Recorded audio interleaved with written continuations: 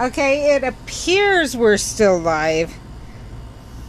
Okay, that tells me this isn't even my...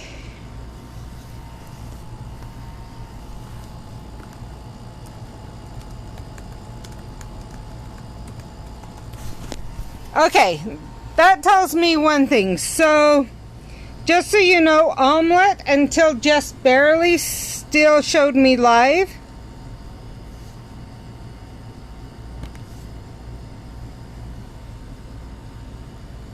So, its Twitch is being the pain.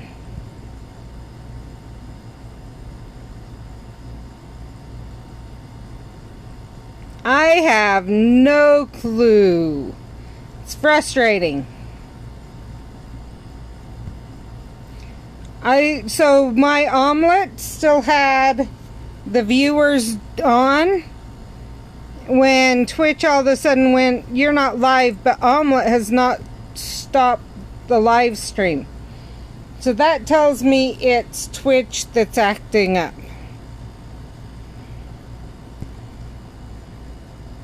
And I have no clue why that would be or how to fix it.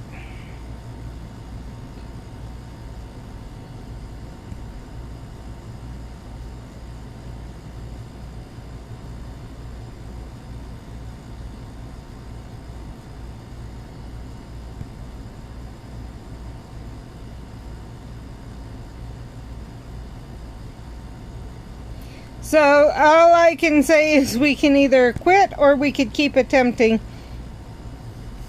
As long as I got people here, I think I'll keep going. And give people time to jump on. Every time it kicks people off.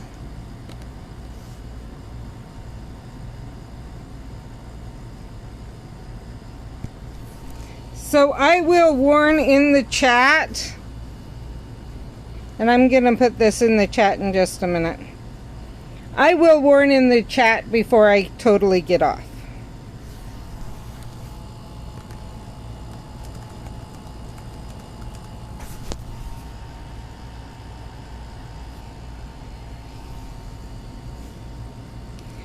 So if it kicks you off, just know that I will jump back on.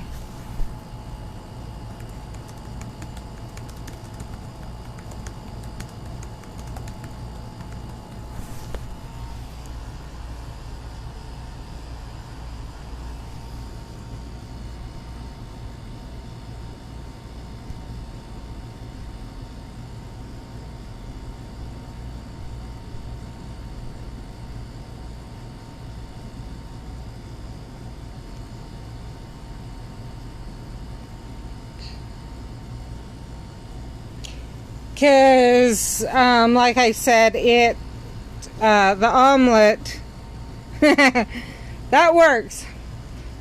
I don't know if you saw, but I put in chat, I will warn in chat before I completely get offline.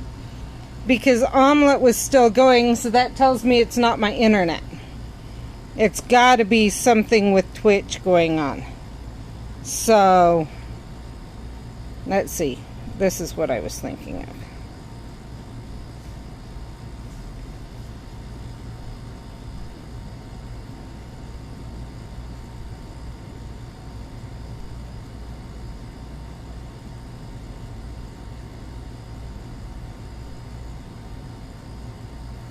Ask Gareth Greengrass about his role in these adversary attacks, but he's still feigning innocence.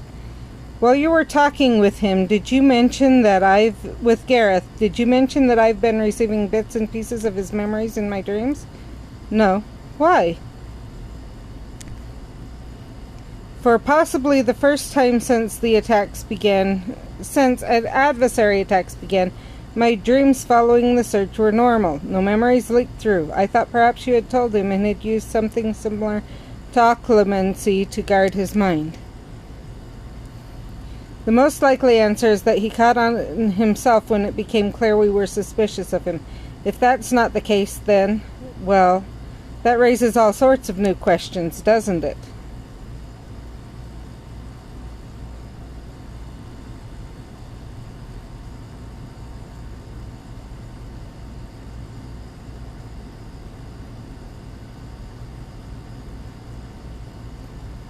Okay, and this is why I think we may be able to get through. And do, maybe even tomorrow, we may be able to do something. Because it's one of each kind. So as long as... So with the fact I just dropped a dark detector, we may be able to get a bunch done today. And if so, then we can do the... We have 4 days to choose between art, between everything else.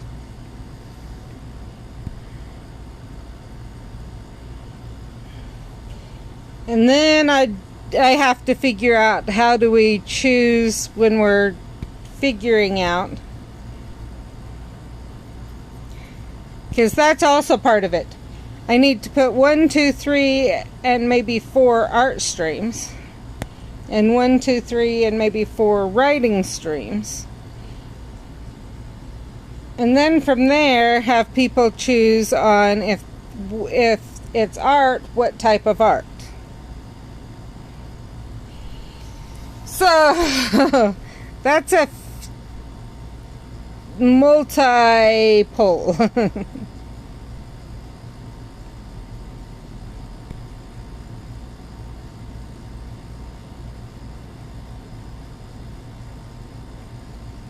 Yep, so that's going to take a bit of trying to figure out as I'm making the poll in my Discord. Hi, Jess! I saw your message just quickly as I woke up at one point and then fell right back asleep. So, just so everyone knows, and I said this earlier in the stream, but when we got back Saturday, I crashed. And so I literally slept. My muscles were hurting. I think I pushed just way too hard. Not surprising. I have chronic illness. It happens. Whether I pushed my muscles too hard or I ran out of electrolytes, I'm not sure which one, or if it was a combination, or if I also dislocated stuff that added to it. That's the hard part with EDS, is I can't say for sure this was the cause. So, one of those things happened. My muscles were sore than crazy, like I could barely walk. My calves were hurting so bad. Crashed Saturday.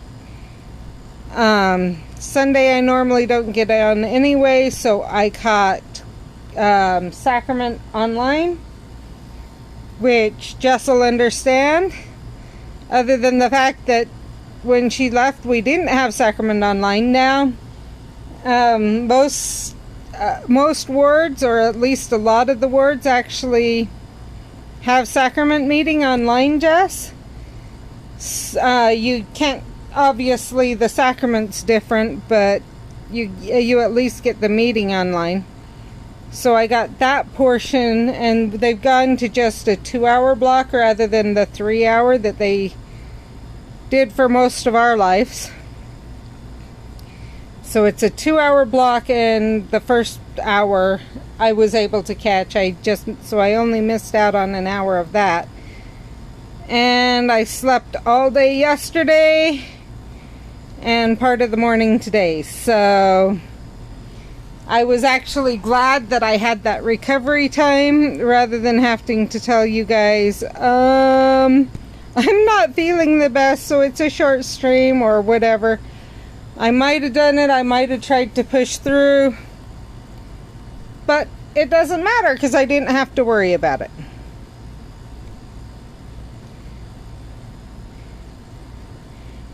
And the only reason I explained that is I knew Jess would understand the church aspect of the different things.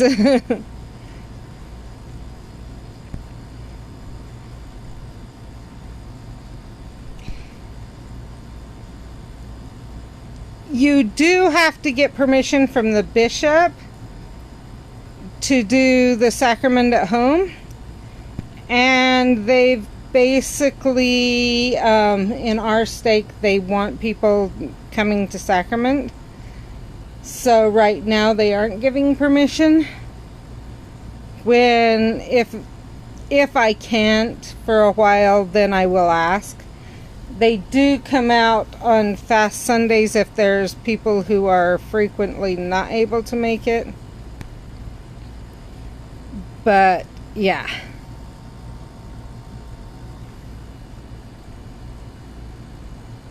And I'm grateful because this, as you know, Jess, this is COVID's the first time they started really doing the meetings online for each ward. Like, I was able to catch my home ward.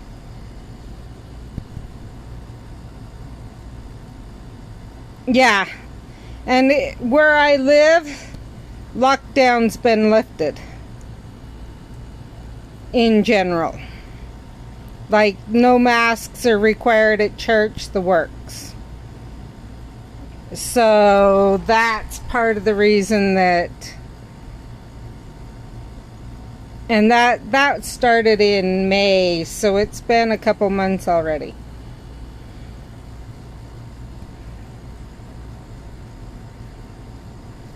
Which was also part of the reason we had the family reunion, is because most people up there were vaccinated. In fact, I think it was just my son, my daughter-in-law, or two of my sons, my daughter-in-law hadn't had any of the shots. And then I had a couple of nieces who have had one but not the other. And yeah, I generally wear a mask when I go outside too. I wear a mask at PT, the works. I'm usually wearing a mask for the same reason, the health reasons. Even though I'm fully immunized, my friend, actually, one of my friends came on Facebook the other day and pointed out exactly where I wear a mask. She came down with COVID even though she was fully vaccinated. It ended up light flu. Got her kids a bit more. She's a teacher, or a substitute teacher. So she was in one of the first groups to get the vaccinations. But yeah, that would be nice. I can't convince Brett to. A little bit sad, but even when everything was going on, he was a bit lax about wearing his mask in stores and stuff if they didn't require it. And so yeah, and honestly, Orchid Jade, I agree. So I had actually started wearing masks a year or two before, but like during the fall, winter, spring, but people would get frustrated and everything else. And I actually had, at the beginning of COVID, people getting mad at me for insisting on wearing a mask. One of them, someone who works with people who have higher risks and everything, and I just kind of I rolled my eyes at it, but I'm hoping that that every country ends up more like Japan before COVID hit, where wearing a mask doesn't get questions asked. Come on.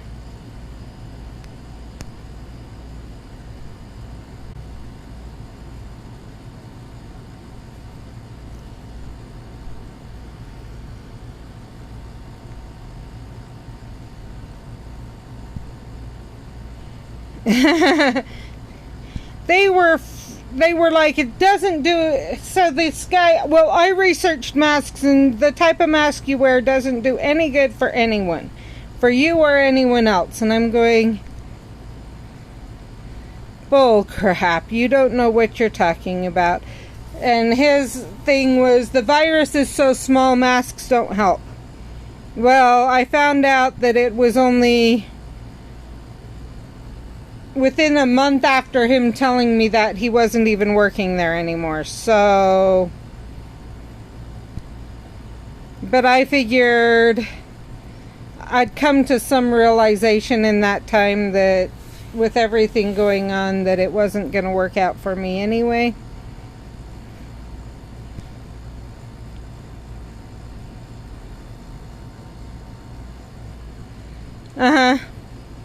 I think the reason I didn't wear a mask over for the reunion, I felt a little bit safer. So the people at the reunion, one family, mom's a nurse.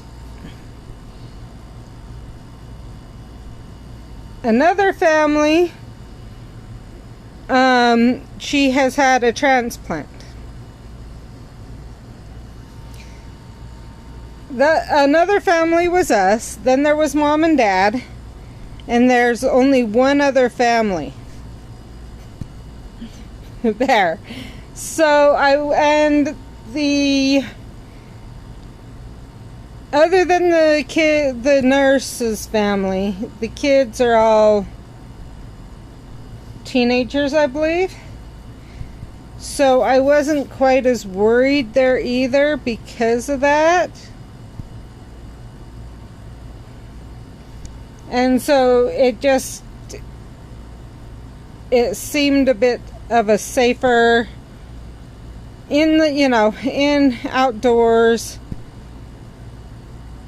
Almost everyone had been vaccinated, and only 2 little kids.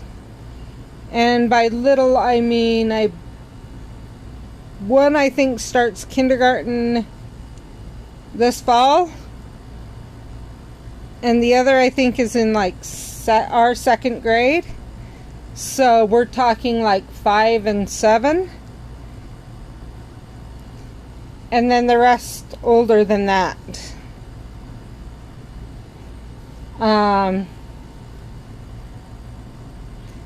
So most of them were between the ages of like 10 and 17. See, so some of them their second jab will be sometime this month, I think is what I've heard. Others have already fully been vaccinated, and it was basically my kids were the only ones who hadn't been, at least got their first jab.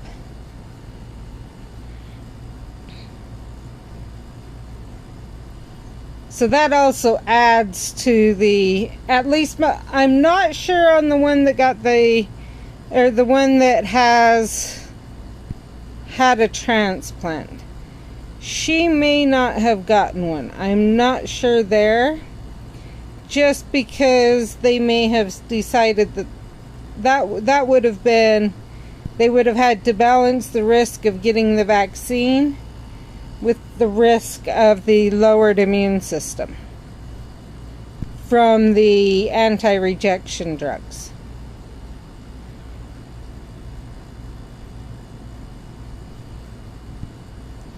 But everyone else has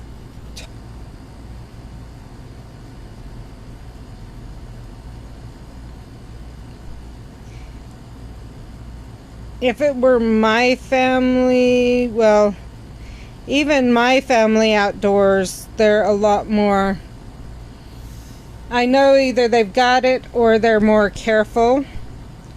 So I'm not as likely to, but when I go out in public with groups of people I don't know who hasn't been vaccinated, the works,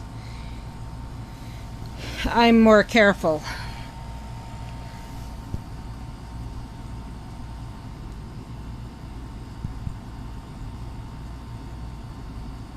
And I'm not sure what I'd do if my sister, who has little kids, so the reunion was my husband's side.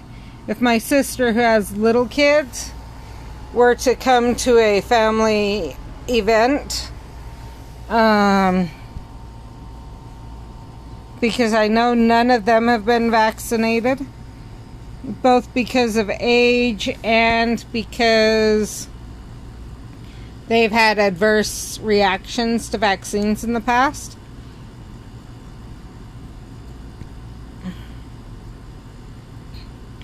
And so for me it would be one way or the other, I'm not sure. There, basically, when I'll cross that bridge when we come across it.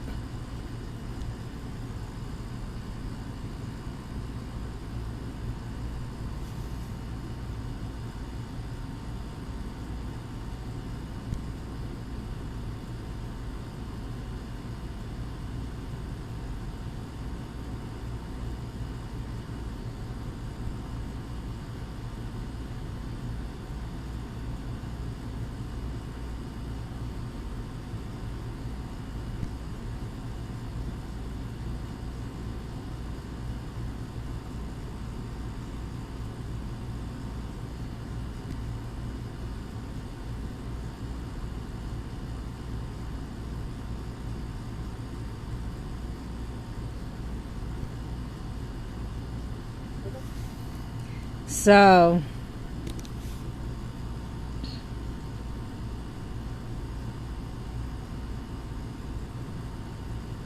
looks like Twitch decided to behave now.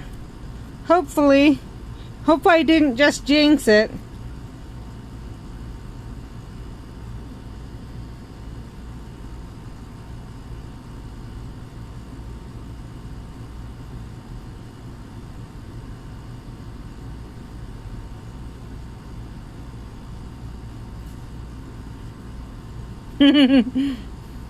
And it is awesome that they all have been. I think one sister's holding off just because she's where she's having trouble getting lined up for it or something. I'm not quite sure. She hasn't come to family things for a while, and she's made it clear it's because she doesn't want to worry about the spread. She actually works for the Church of Jesus Christ of Latter-day Saints.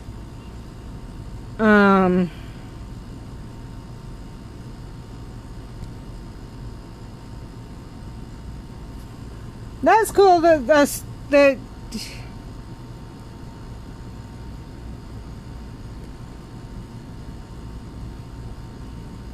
oh, you need the storm.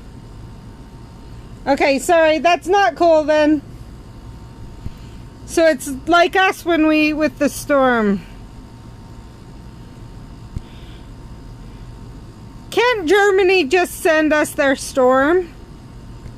I begged my relatives over there to send their storm everywhere else, the places that need it.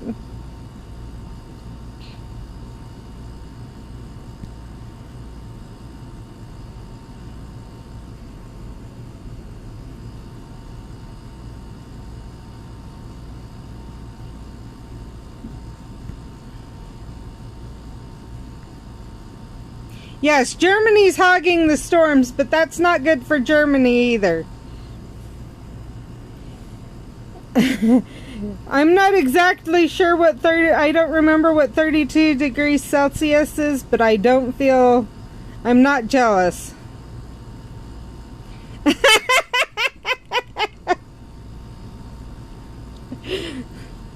Yours and the rest of the world.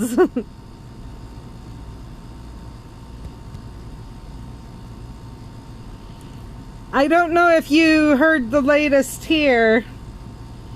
If we do not get storms, If something doesn't change, my family, literally, like me, is going to be without water. Our well is starting to dry up.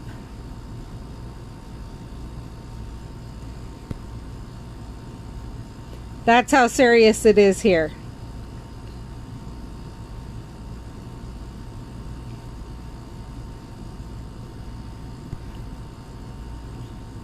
We've been in the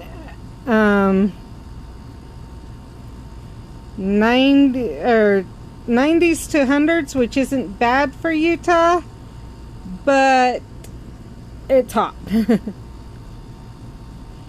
I will say, though, I understand that yours is a wet heat where mine is a dry heat, which is just as bad.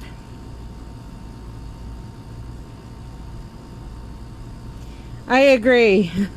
I will say, though, the other day, as I was reading up on the storms in Germany, that's true, and I have AC. Honestly, though, I only have AC. This is the first year I've had AC, and I really had a strong feeling in like January that I had to purchase 2 portable AC units, or else I was going to be in trouble this year. And I just had the strongest feeling that you do this, and so I did. And I thought, why am I doing it? I got them actually back in March, I think. And trying to get AC now, like once it heated up and really became obvious it was going to be an issue, would have been almost impossible. So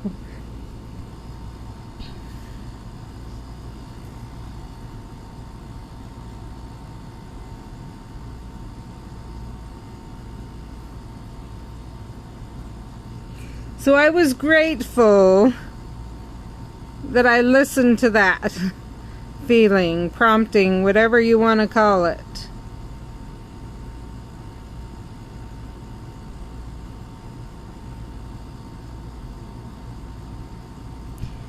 Honestly, it's like 1,000 to 3,000 or more here. Like 5-10 years ago, it was over $1,000 to get it here in the house. I just had a feeling to look for something to take the edge off, and I happened to run across something, portable air conditioners on Amazon, and figured I'd try them, and because they were less than $100, I think. And I have been very blessed by following through on that.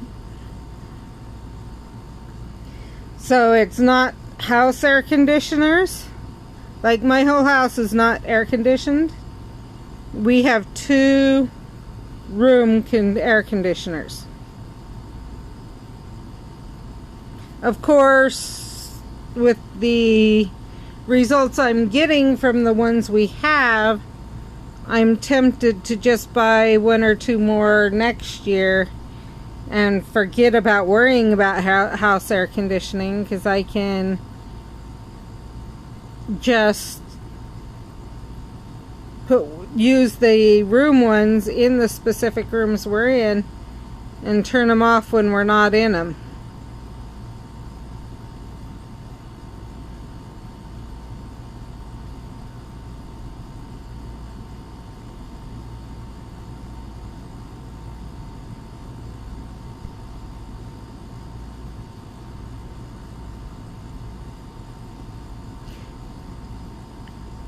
Depending on what's out here when we go out. I think I saw one more. If we hit a point where there's not one to go after, I'll go to Amazon. Now it's Amazon, the US Amazon,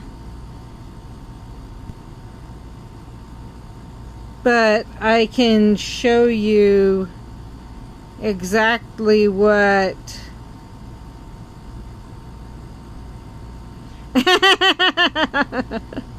that's one way to do it, Orca Jade, but I can show you exactly what I have.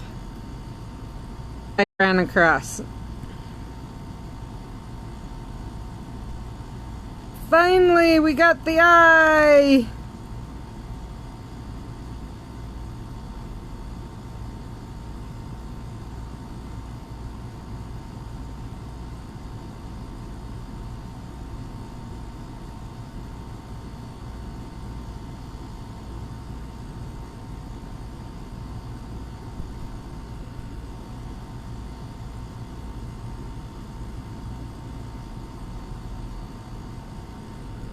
Come on, let me go after the adversary and not... I don't need that.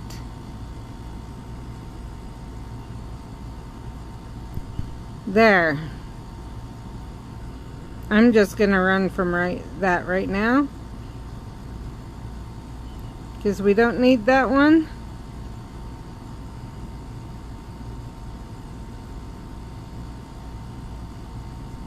Oh well.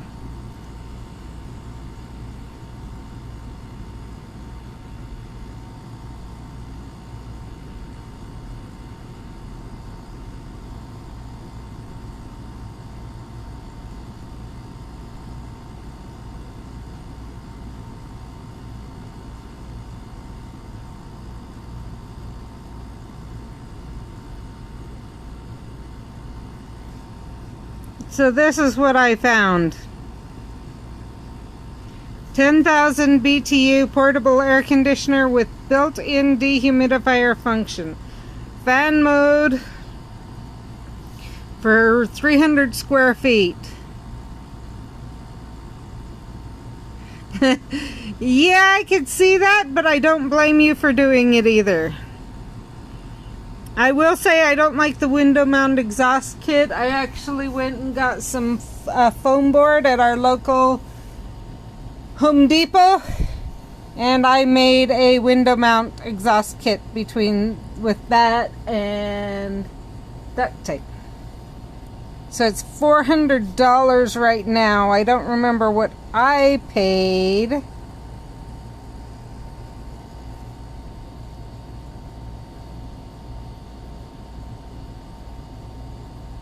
I guess I paid $400 for it. I thought I paid less, but it was worth it.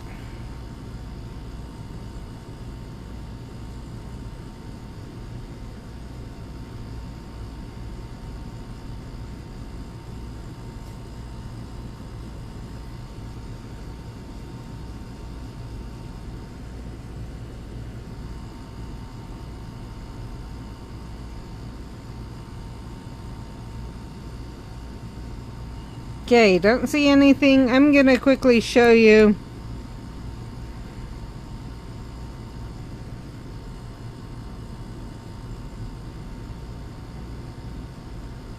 So actually it's pretty cool this week.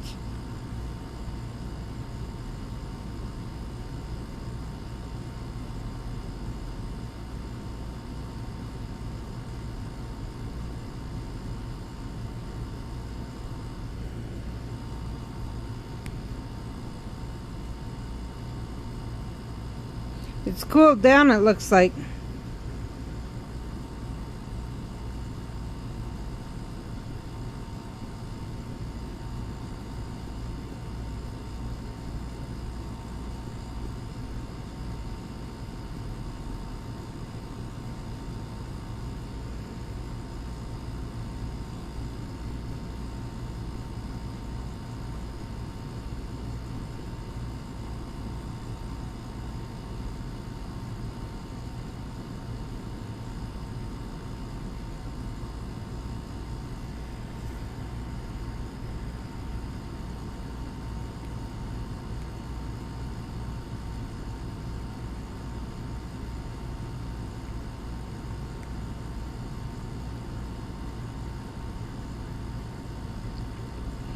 So yeah, as you can see, we've been hitting the high 90s to 100 degrees for like the past few days.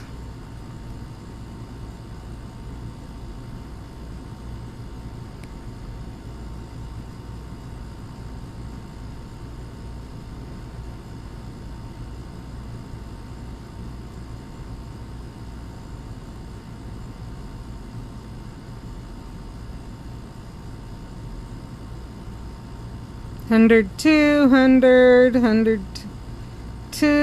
99.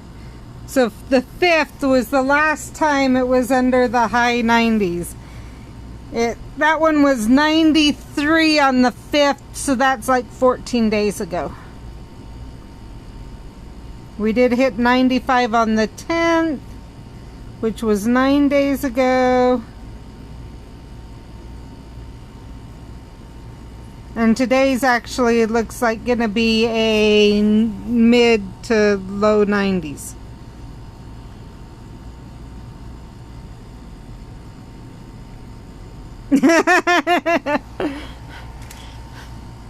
But the other thing to remember, Orchid Jade, is it's a dry heat. It's not a wet heat, so it affects your body differently. Let me tell you, if you were to come and experience it, it may not seem as hot, but you will notice it in your skin and your hair and things like that. That one I can, just from what everyone's told me. I grew up here, so I don't notice it. But a lot of people emphasize the difference in the type of weather.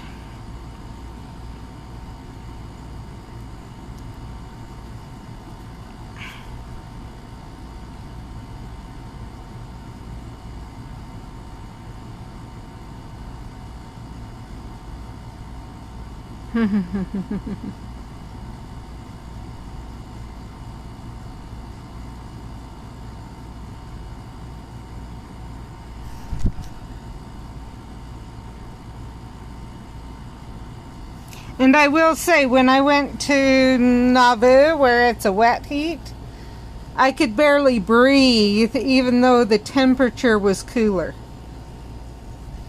So I have experienced that it makes a significant difference if you have what type of heat it is. So we have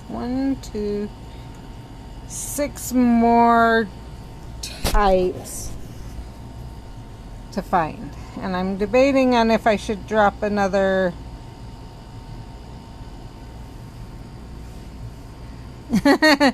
honestly, my husband keeps wanting to take, or at first when we first met, my husband brought up taking me to like Jamaica or Hawaii or somewhere like that, and I looked at him and I said, because he wanted to treat me, and I looked at him and I said, "Are you trying to kill me?" That's a no-go. If you want to do something I would enjoy, take me to Alaska during the Northern Lights, or somewhere to see the Northern Lights during that season. Seeing the Aurora Borealis, that would be a trip, I would really enjoy that. Hi, Valerina. I'm doing pretty good, considering I'm mostly out of my crash from the reunion, and actually up and going and debating what I should do if I want to drop another dark mark.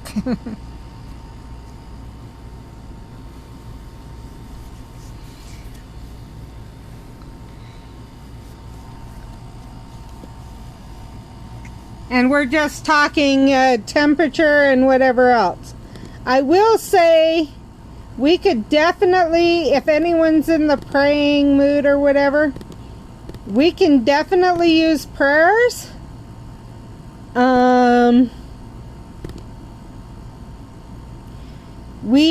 If we don't get rain, or if something doesn't change significantly here, we're going to be out of water. Our well is drying up.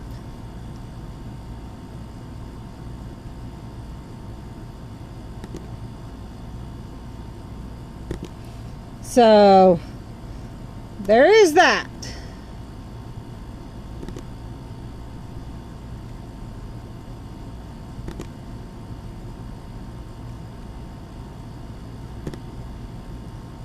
Thank you for jumping in, though.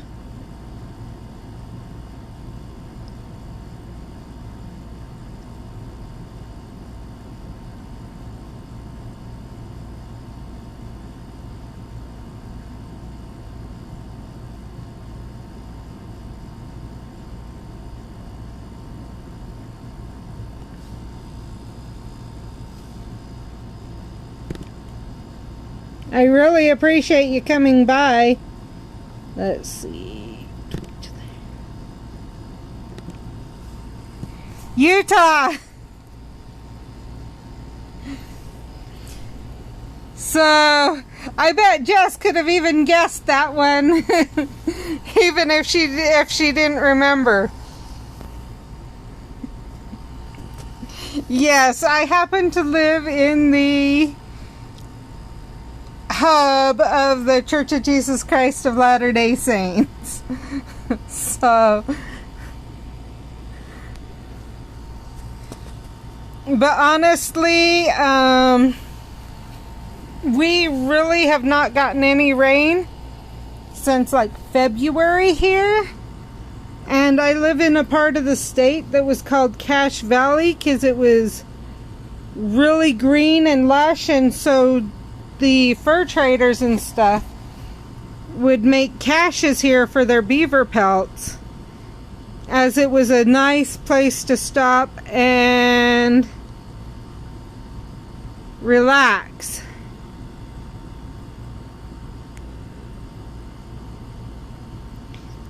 And so obviously if it's supposed to be a green lush place, and we have not gotten rain since February, March, something's wrong.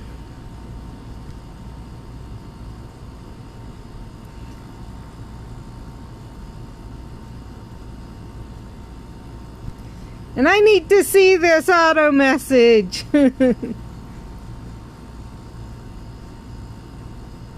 It sounds cool.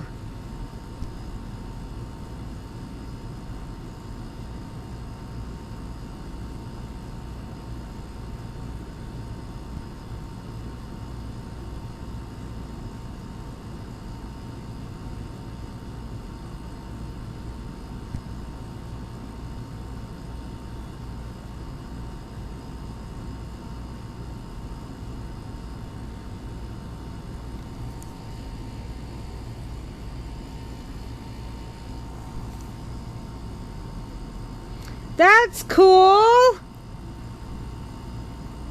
Mind if I steal? After I figure out a icon to drop?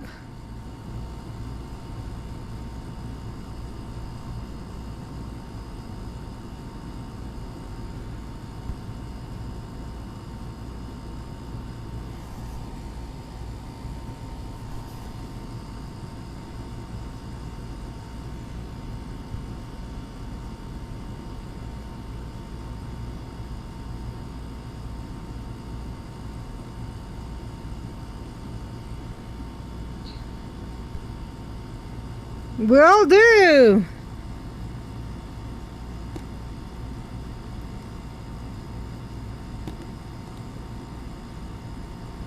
And I'm gonna get hit. And of course it wants to go everywhere but where I want it to. There we go.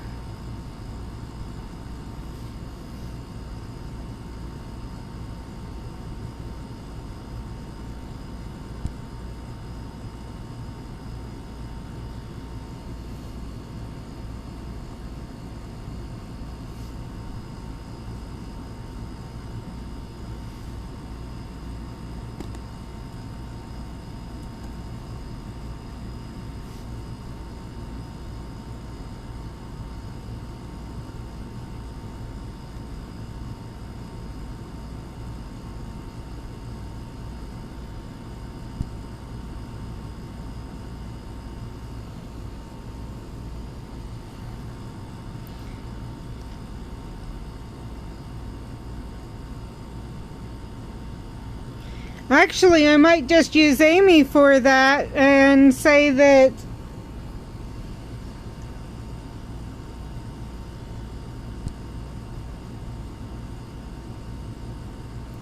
I might adjust it just to say something like,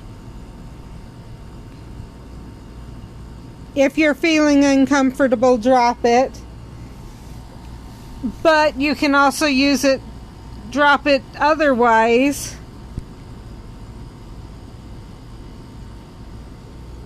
As encouragement or different things like that. You may be contacted when it's dropped, but I don't know, I'll try and think of a way. That way it makes it clear, or that way it makes it so that it's not necessarily when it's used something bad's happening, that someone's saying, oh, I don't like what's happening.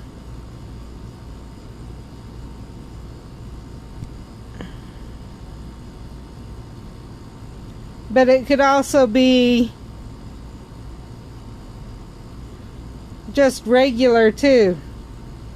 I'll have to think about how to do that.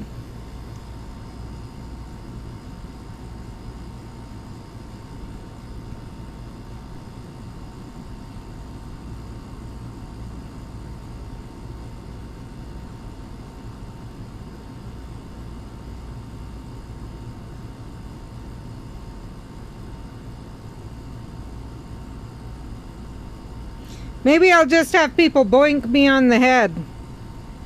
Jade would like that.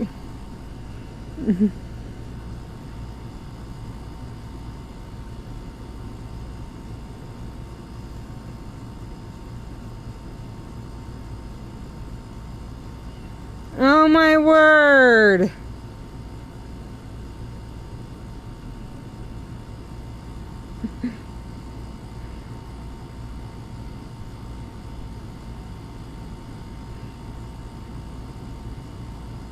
See, I said Jade would like it if I used that. She likes bopping me on the head. And she wouldn't mind bopping me once or twice a stream just to make people feel that they could hide if something was going bad. Am I right, Jade? On top of the fact I've also asked her to bonk me if I'm acting up myself.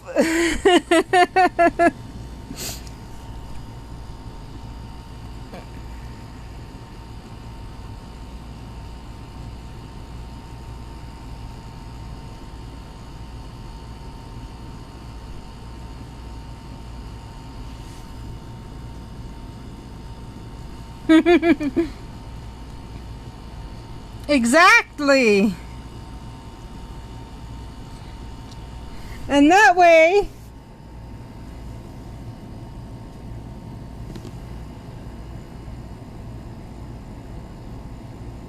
we could also, with that,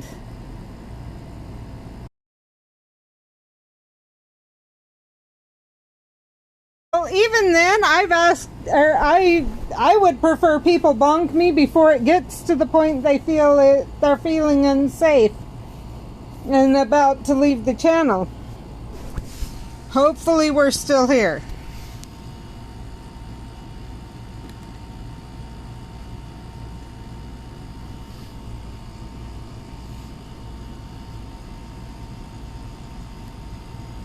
Okay, there we are.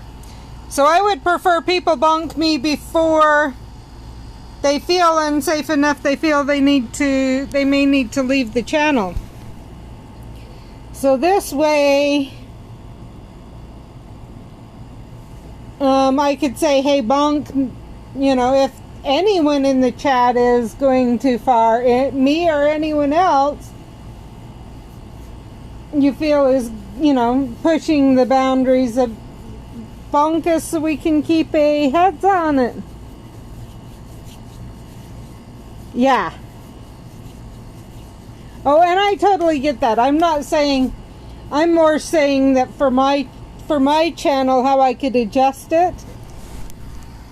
Luckily, you guys are amazing. All my viewers so far have been amazing.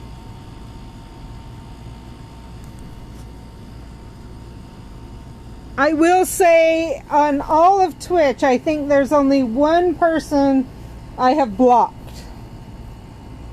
Other than your bots. Obviously your bots get blocked if I can. But other than that, I've only had to block one person, and I'm so grateful for that. At the same time, I'm also aware that chances are down the road I'm going to have to block someone. You know, I'm gonna have issues down the road. And I will say that the reason with this one that I blocked them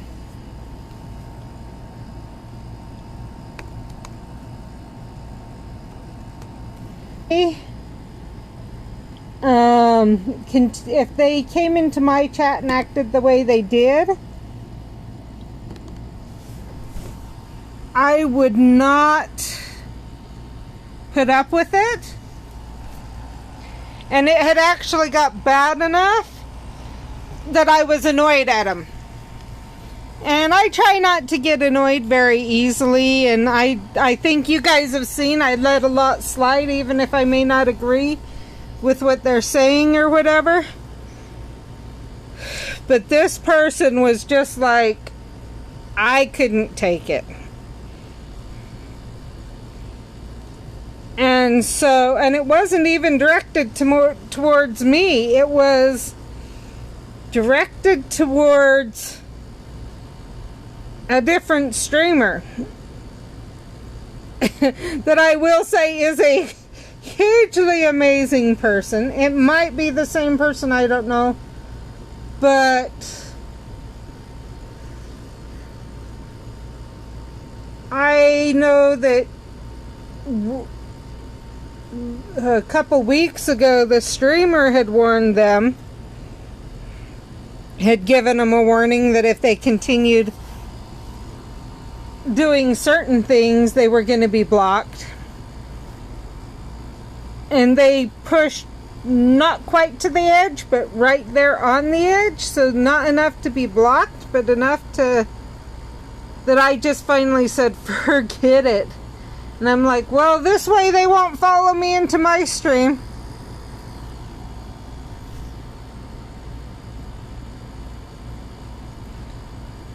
I will check.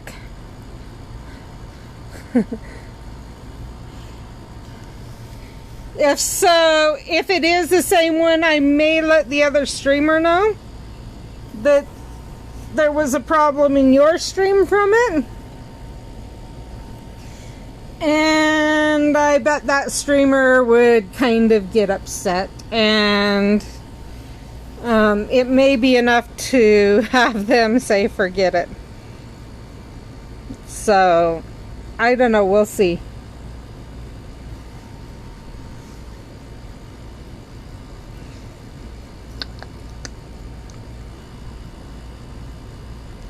So Draco, Gilderoy, Narcissia, Horn, and two dragons. Two of the dragons.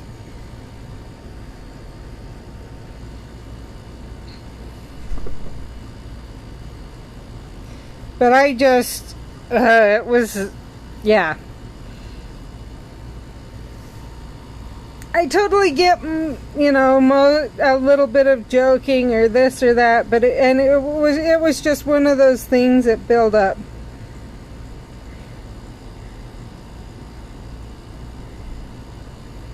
Will do. Like I said, it wasn't even in my chat. I might have given you a heads up if it was in my chat. It was in a different chat, and I didn't know if... So, I didn't know if they might... How do I put this? I didn't necessarily think they might find their way to your chat because of the difference.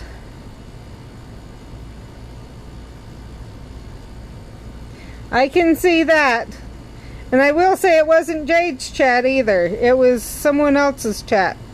I'll tell you in Discord later who it was and I may go into what happened if I can remember all the details, but it was... I wasn't happy.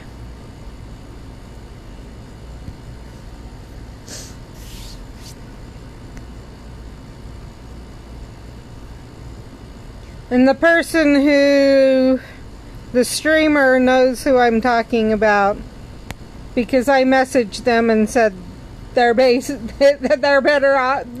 than me because I wouldn't have put up with it.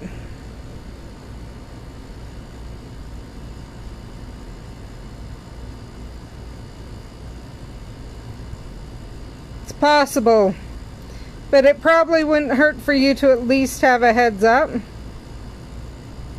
I don't think they'll find their way into your chat, which is why I never said anything to you.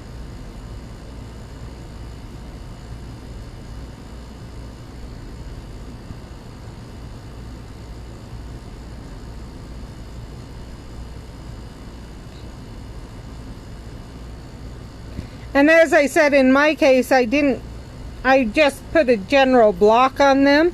They hadn't made it into my stream at all. So it's kind of hard to ban someone when you don't have mod access. But I figure a block, as I read on blocking someone in someone else's chat, it also prevents them from joining in your channel, from finding your channel and commenting in your channel. And so I figured that was perfect because I wouldn't be as nice as the streamer that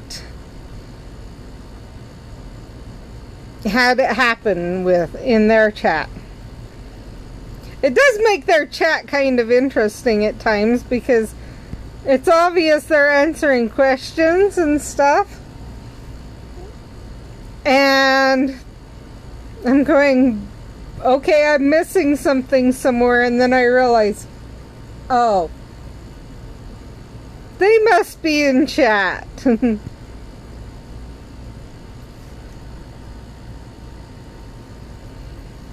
And yes, the streamer, that's how patient the streamer is. I blocked him a week or two or more ago. And this streamer is still being patient with them. So, hugely patient streamer.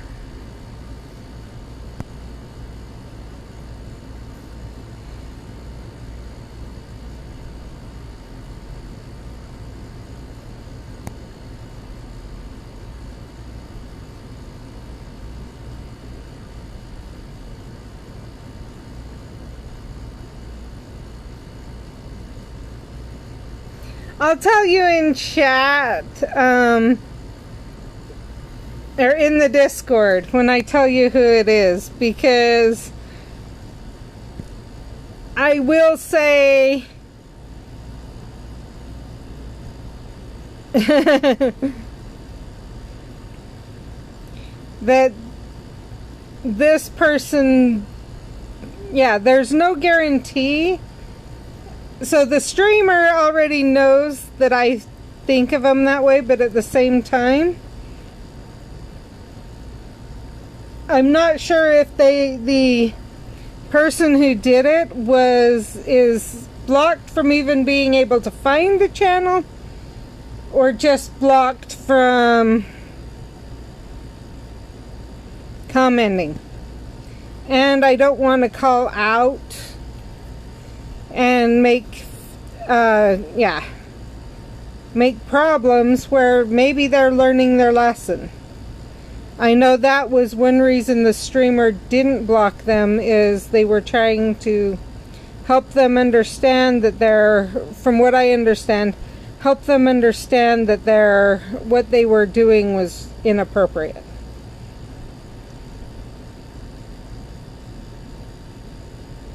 So I don't want to say it in a public forum and call them out.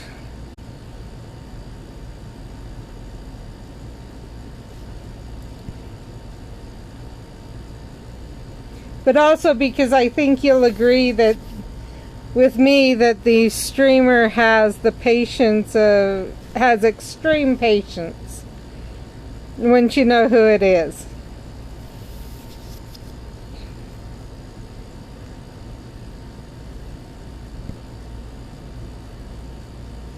And maybe that, and I do get with setting boundaries, Jade. Luckily, I haven't had to challenge and see if I know how to set boundaries or not. I've been very blessed that way.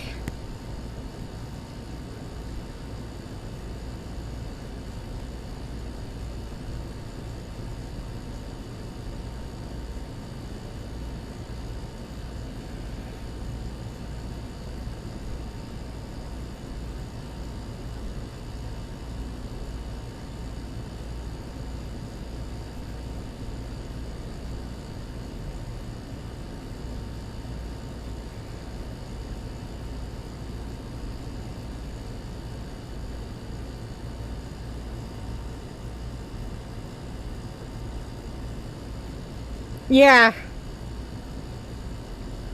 And that was what was getting to me. They were told the limits, and they still didn't want to live within the limits.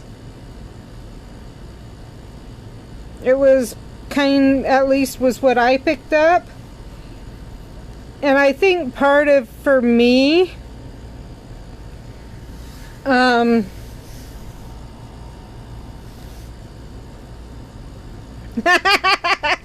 honestly, Jade, I think that's exactly why I didn't have the patience for it, because I have a son that, and I think I've mentioned it on here before, but if you do not lay down the law and hold to the law, he will push those boundaries to the limit. So, in this case, it was a case of, I wouldn't let my own children do that. Why would I put stopping? I've told you where the boundaries are, and you refuse to honor my request to behave, and I've warned you, if you don't, you will be banned. And you're continuing on? No. For me, that would be it.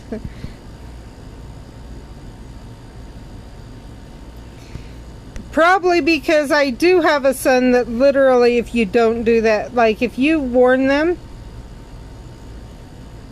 and then, oh, okay, I'll warn you again rather than do something about it. And I'll warn you,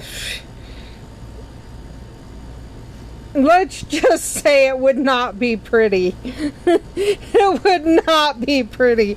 And he'll admit to it. He's even said before that had I not talked to his scout leaders before he was in Boy Scouts and warned them that they had to lay down the law and they had to make sure they stuck with that law once they laid it down, and they did not let him cross that line, it would have been huge issues. See, and I will admit that is one thing about my stream. Yeah, he knows it and he'll admit to it because he's driven people crazy with it. And he's almost 18. So he's old enough now that he registers it and he totally knows it's true. I mean, the kid could fit perfectly in the Army and would drive his superiors crazy because he would never go so far that they could punish him, but he'd go right to the edge. Exactly. And my thing is, okay, in my stream it's probably gonna be a one warning, and if you act up again, okay, if you get a warning and it's 3 or 6 months later, then that's something. But if I warn you, oh, okay. Oh, I wasn't thinking you were calling my son a moron. I thought you were saying it's the fact that he knows that he's that way and that he knows he has to have the law laid down is pretty amazing. But he knows the way he is, and he's actually indicated, my son, that he appreciates it. That he knows his siblings aren't the same, that I can recognize the differences in them, and it's helped keep him from making huge mistakes. And helped him in class and everything else.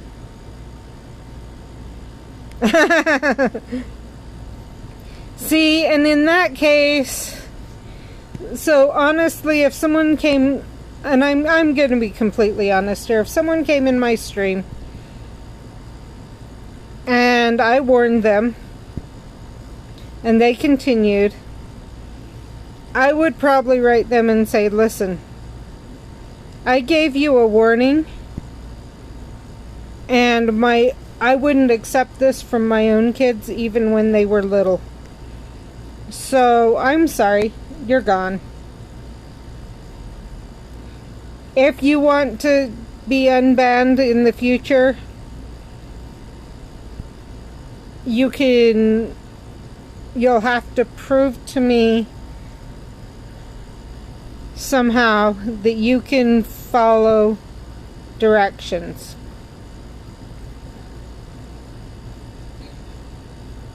And obviously I would adjust it based on what happened.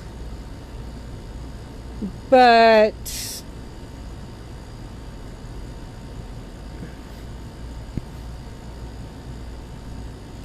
they might only be, I might do something like, okay, you can show up in this one stream for this long, I'll unban you for this long, and then, or you'll have to go into Discord and behave this way for a while, or I don't know.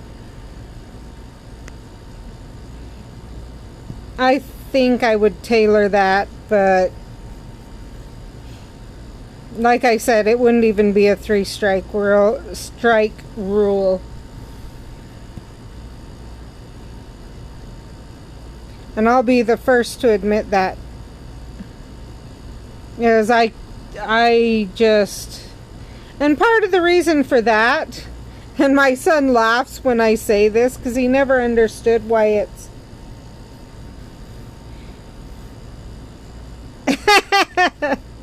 possibly. Yeah, I get it, Jess. So, for me, I think a big part of it also is this. My mom had this bad habit of grounding us. And she would ground us for a week or 2 or 3 or 4.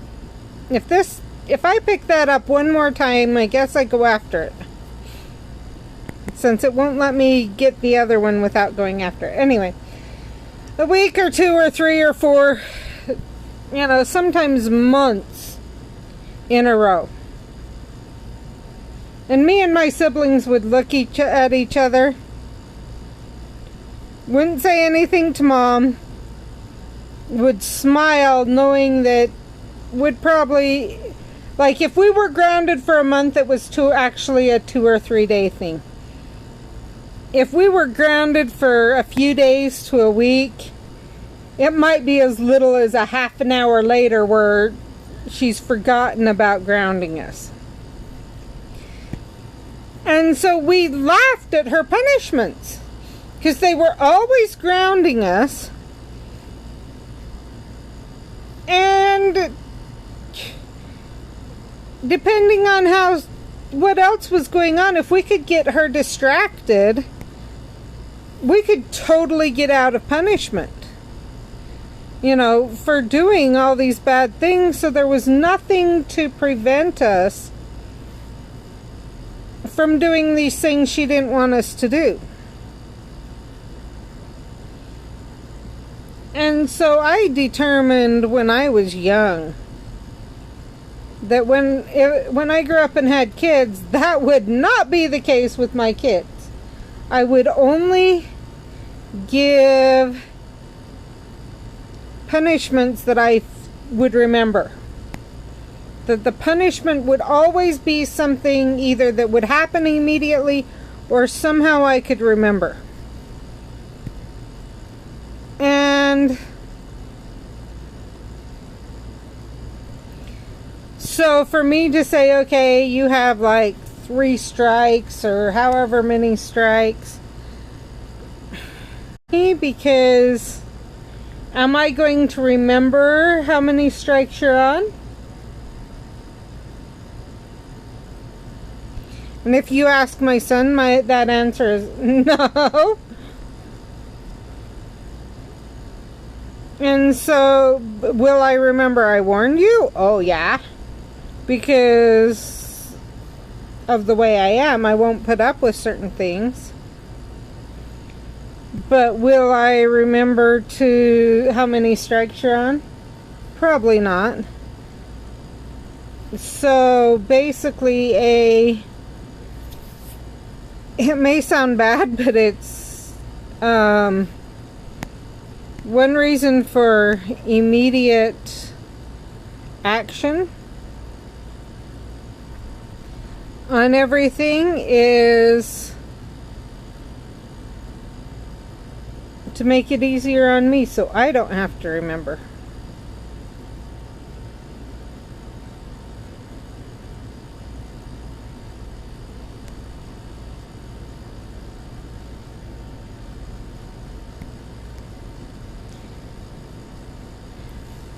Okay, we only need 3 left.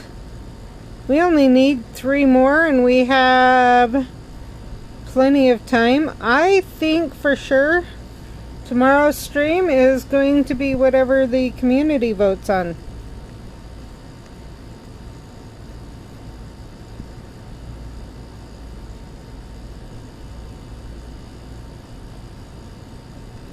So once I'm not streaming anymore, I will be putting out because now this one over.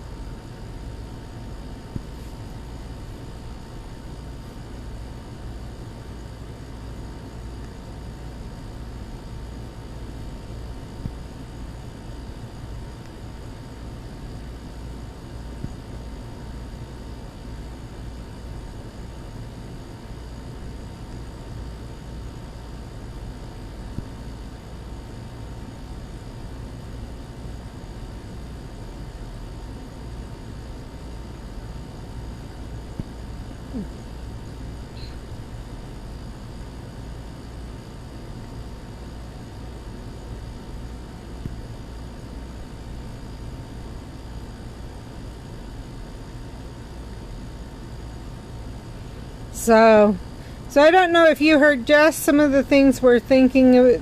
So the options will be art stream or writing stream. If we do an art stream, we actually have, sounds good, Jade. We actually have a few different options there.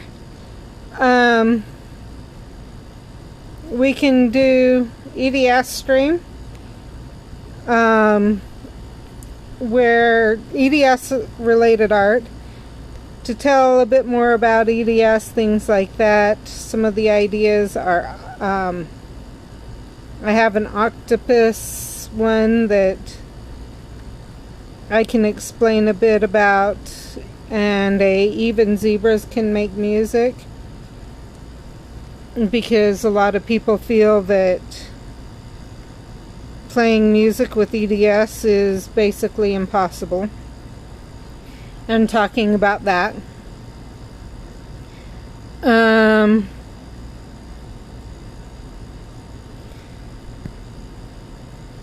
And then possibly looking up some other ideas there.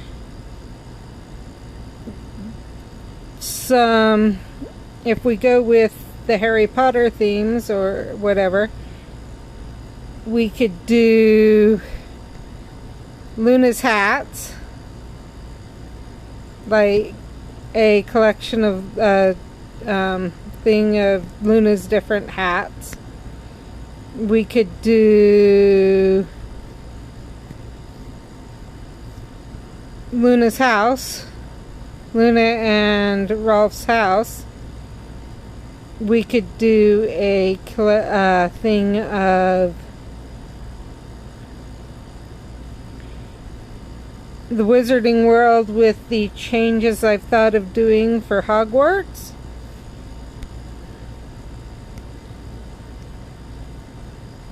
Like a map type thing that explains them a bit more. We could do the North Pole, that kind of also goes along with the map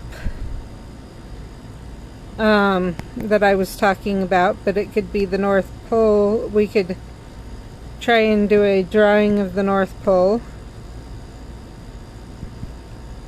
or, you know, a thing of the North Pole.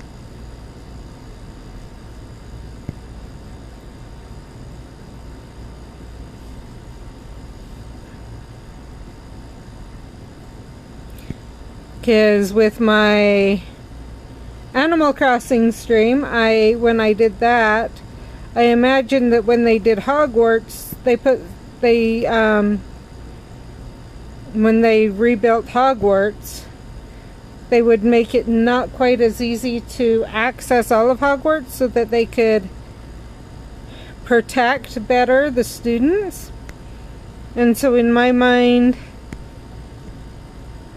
they have the headmistresses, masters, whatever, office, and some of the classrooms, etc., are actually in a house in the North Pole, and the North Pole does have humans and whatever at too.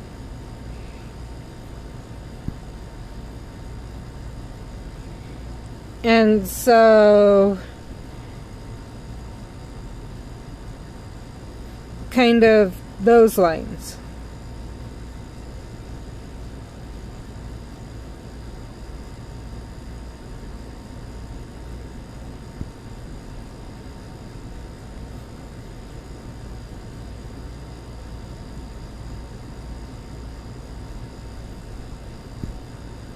That way, if Hogwarts was attacked again, oh, and the way the students move between houses, or yeah, between Hogwarts and the classrooms, is there's actually a picture, or pictures that they can use that helps them move around.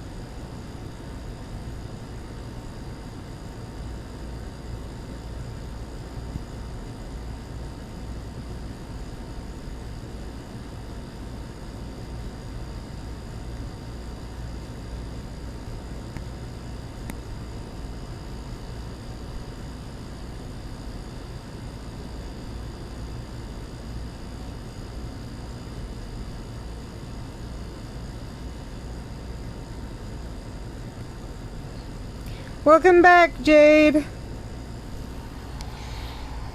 So let's see where we're at. We have only 2 left, so guess what?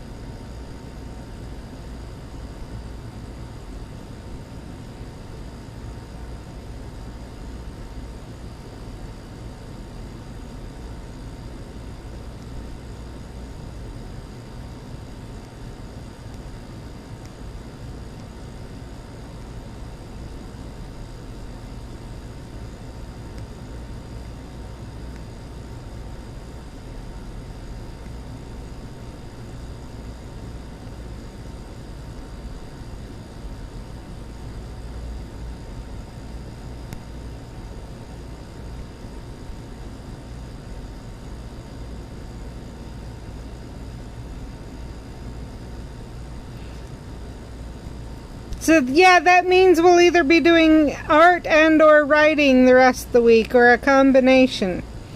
So there will definitely be a poll, I just got to get it together.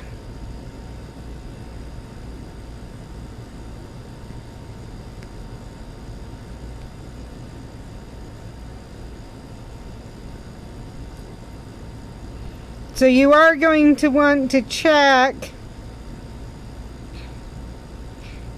Everyone's going to want to be sure and check the Discord to vote on what they want to see tomorrow and the rest of the week.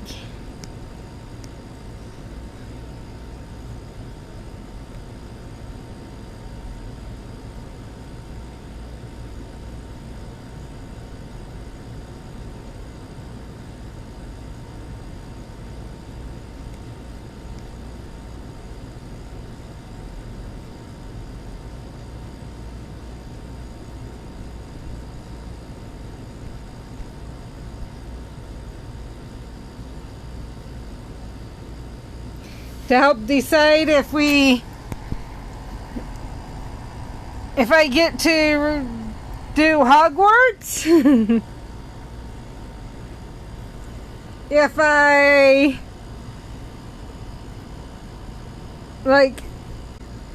is I'll probably, so you'll want to vote on everything you're interested in, because what I'll probably do is take the one that has the most votes, and that's what we'll start with.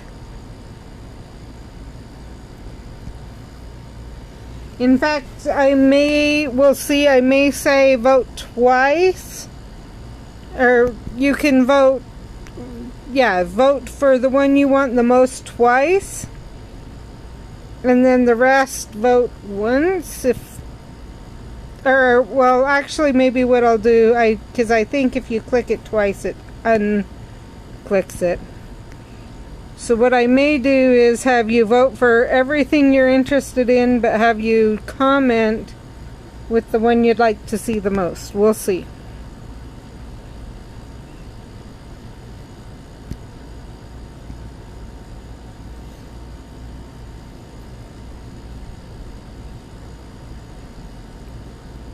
So yes, we may be having art streams the rest of the week.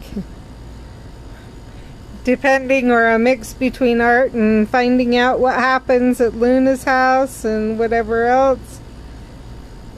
Because now that I think about it, I'm thinking that she probably will run into Santa, and then we can find out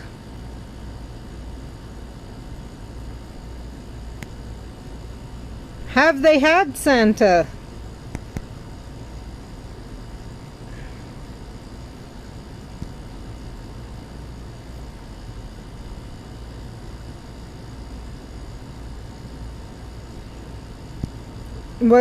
Did Santa ever find out about the werewolf pack?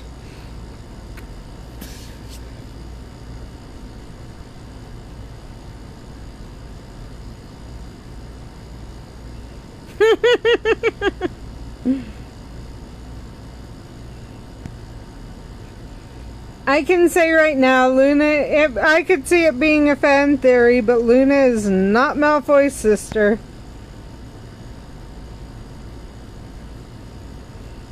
I haven't heard it before either. But I can confirm Luna is not Malfoy's sister.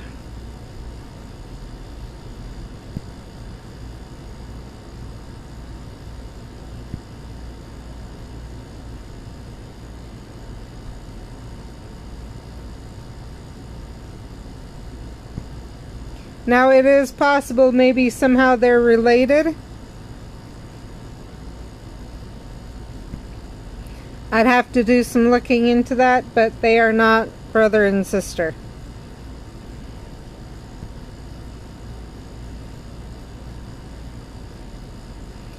And Luna actually marries Rolf Scamander, which is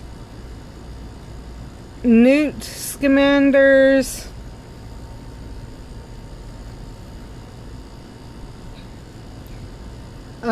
grandson.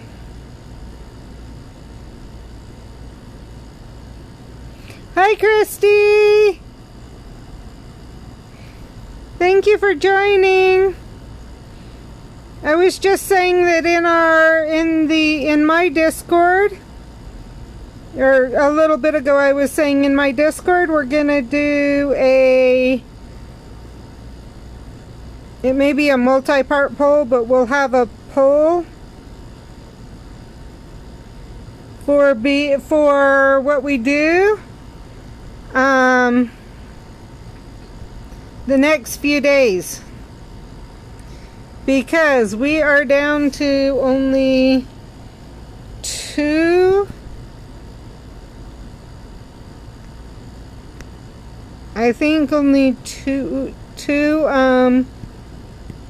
adversaries left to get.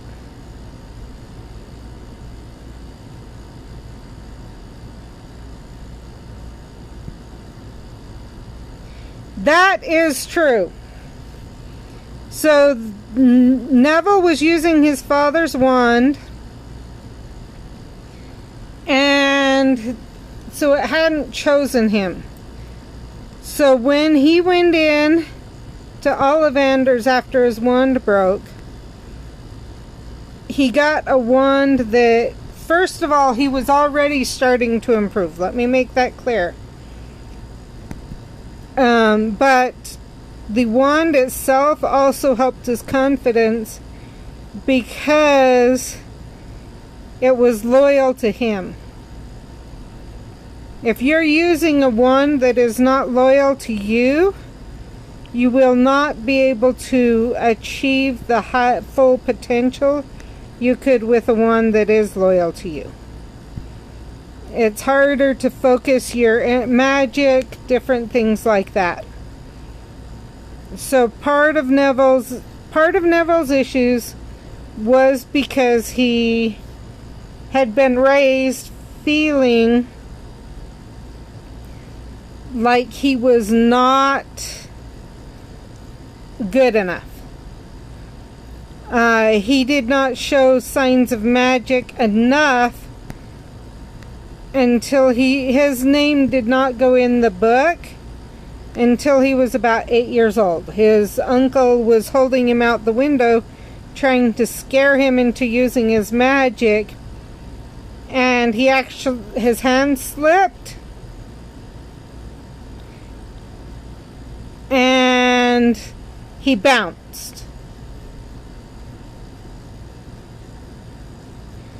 And that was the first full sign of him being magical that in his life. Part of it was also what he had witnessed also had some impact on Neville, plus his parents and whatever. So there was these confidence issues, but then on top of it he was using a wand that wasn't his own. Seamus.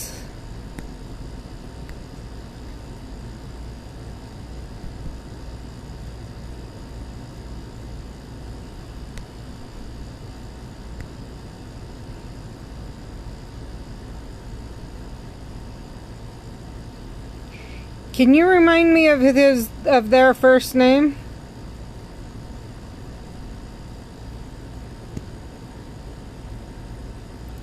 Because I don't remember. Oh.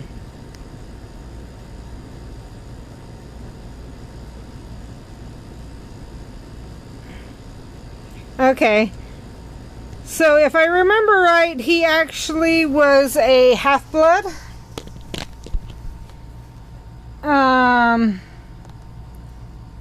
And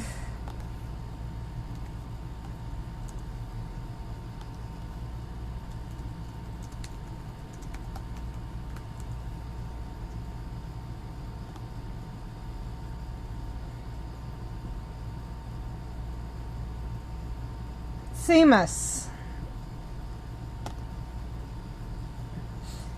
And so part of it, his dad's a muggle. His mom didn't tell him she was a witch until after they married.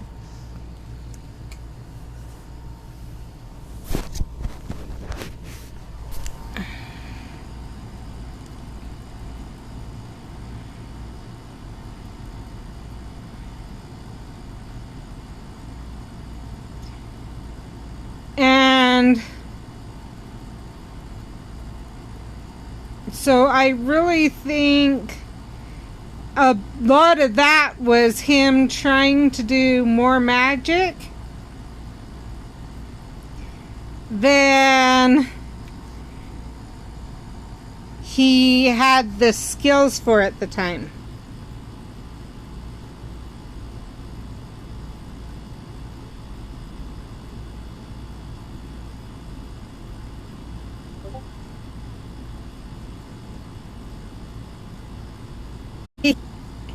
His was a case of,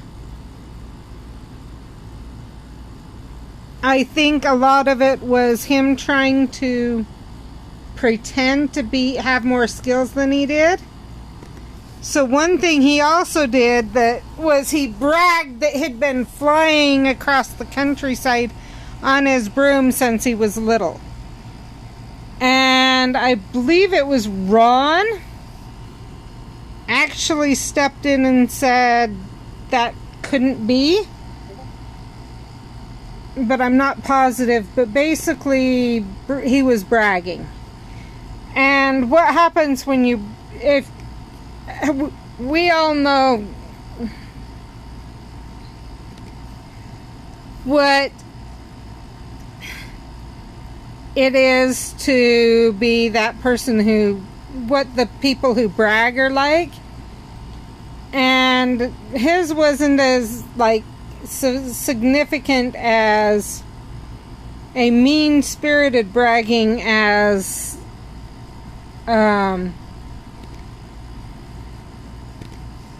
Draco's was.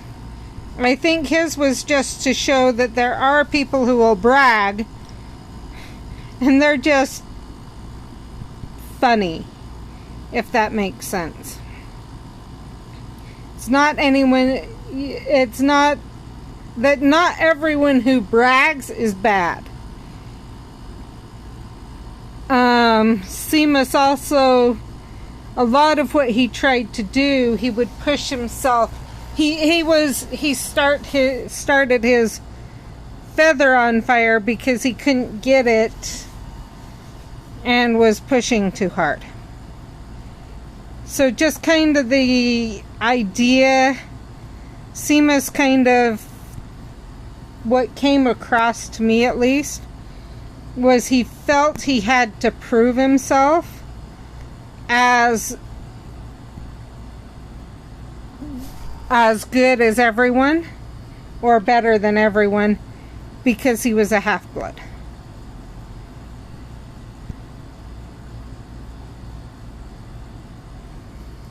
But at the same time, he wasn't like,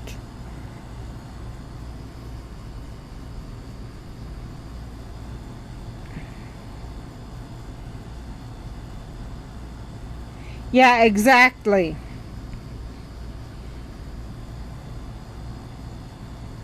Kind of even today, so someone who's reading on a 4th grade level some people could pick up a 8th or 10th grade level or a college level book and understand it because they have the desire.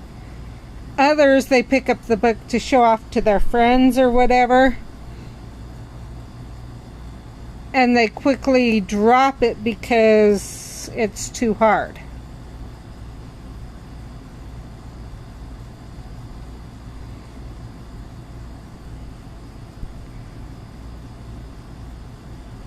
So basically, yeah.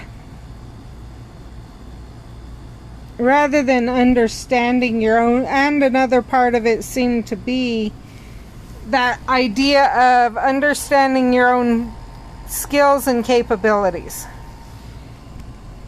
Seamus was always trying to be good at everything.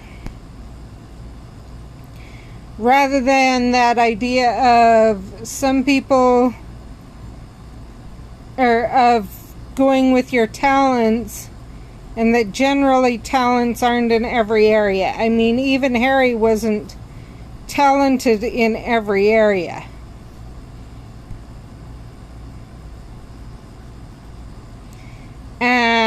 But Seamus was always trying to do everything. He was trying to do the charms. He was trying to do the spells. He was trying to do the... And so kind of just that pushing. Rather than... And it seemed he didn't seem to maybe learn the background as much. And so he may have thought when all he needed to do was go to Hogwarts, and then he would be able to cast every spell there was. Rather than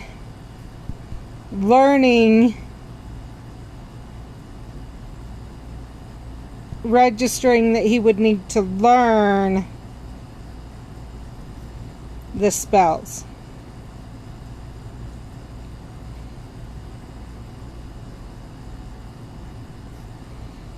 So the reason Ron struggled was actually, and this is how they figured out with Neville. So Seamus, every one of his spells had a lot of power. He could use his wand. He just wasn't doing that, and his wand was focusing his power.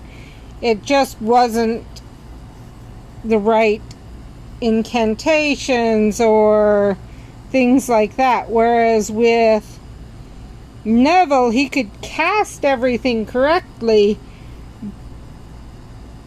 or even if he cast it correctly, he wouldn't get as good of results or as quick of results. And the same with Ron at first. They've both really struggled with that. Ron, when he broke his wand in the second book and then got a new wand, his power, once he got the new wand, his power increased. And his ability to do spells and everything. And that's actually where people started realizing the problem with that maybe Neville's was related.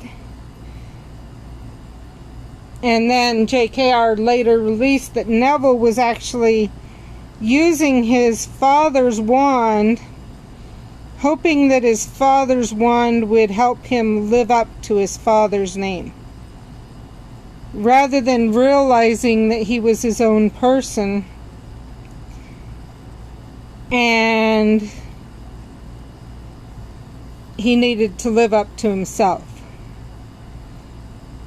And so when the wand broke and he got a wand that was right for him, and it wasn't exactly like his father's wand,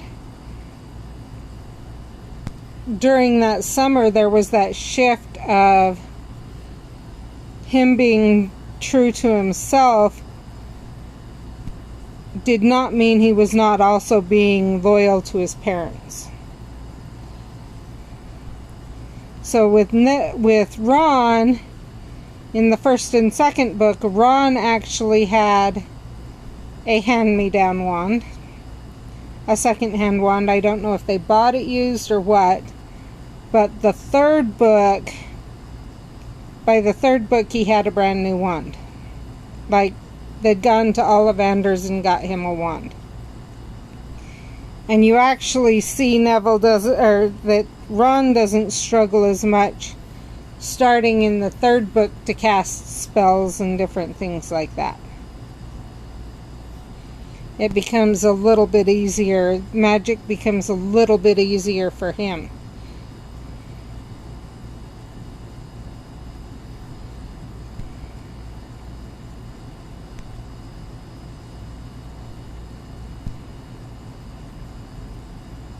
And that's kind of also what I brought up in my book when Neville talks to all of them, is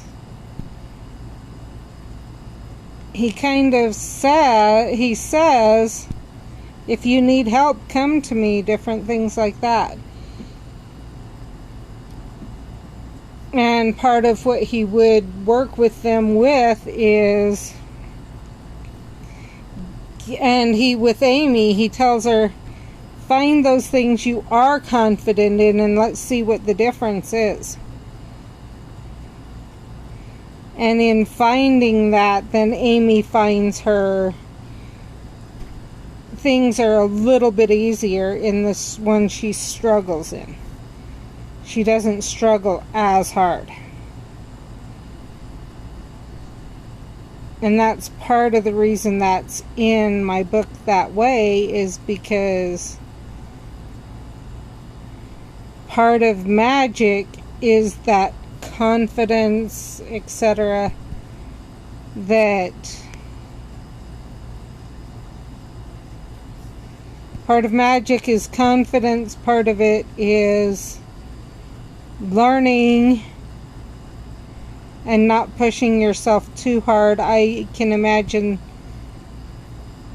those who feel they have someone, lack that confidence, that they have someone to live up to, going to him and him helping them understand that part and what he went through. And that's a big part of what makes him a great teacher, is he cares about the kids and helping each one become their best and develop their skills rather than what their parents might have done, or rather than, oh, I've got you. And honestly, this kind of came up in my family not that long ago.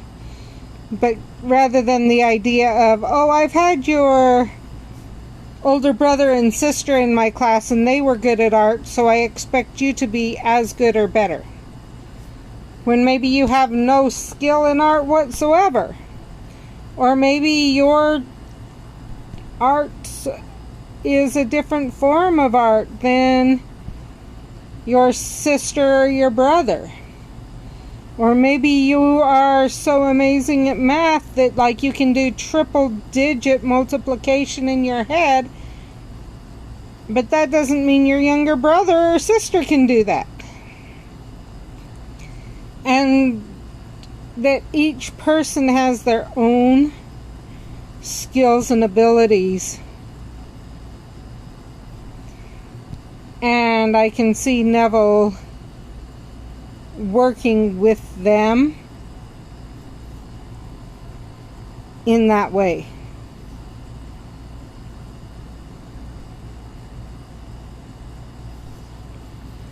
And never being that teacher that expects you to be like your sibling.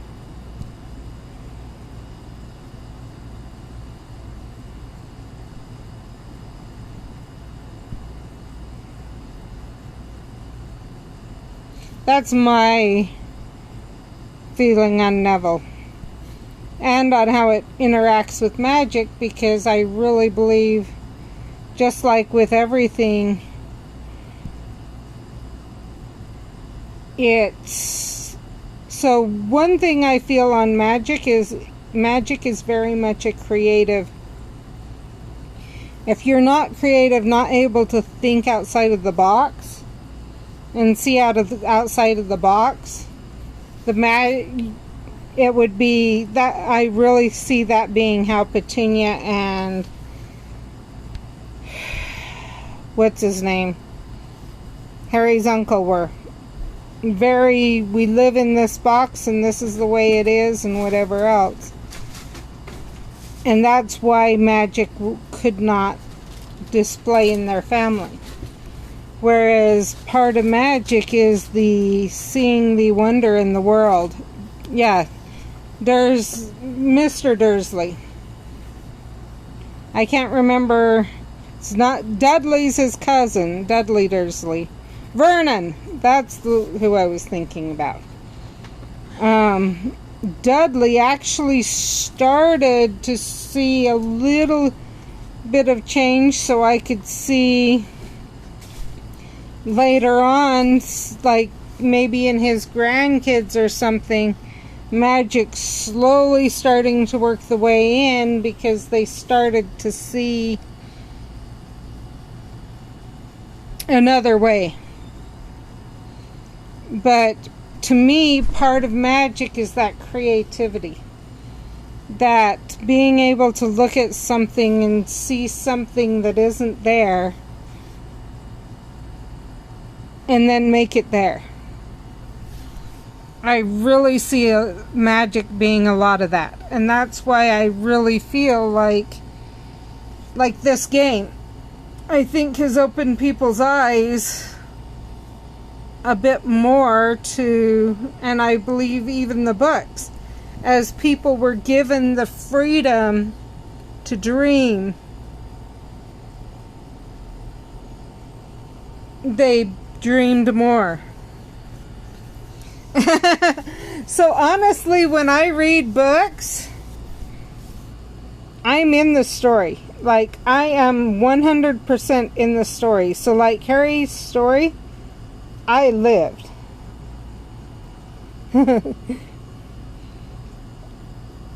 I literally lived Harry's story. And I do that with every book I read. And I think that's why you guys, especially those of you in my Discord, saw that a little while ago I was saying that my brain was struggling to grasp what day it was because it was trying to claim that it was Monday when it was Friday or something like that, because it was Monday for Amy. Well, even as I'm writing, I'm like almost living that story. Like my body almost seems to be there. And so, and part of it, I do have a form of synesthesia to where if I see a picture in the winter, it's actually, I cool down. Or I can feel the cool of the winter, the cold, whatever. And so it makes it really hard during the summer, which then you look up and it's like sweltering heat. And it's really miserable during the winter when I like because I like the cold, and then everyone on social media is posting all these pictures of the beach and everything else, and isn't it so nice?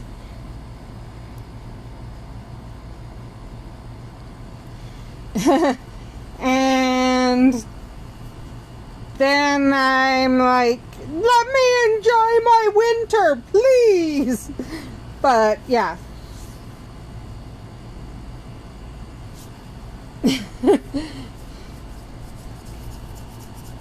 And I can imagine it would be hard that way too.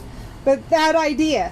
And I think people who read Harry Potter and really got into the story in the community were, whether just the story or the community also or whatever, their mind opened up more.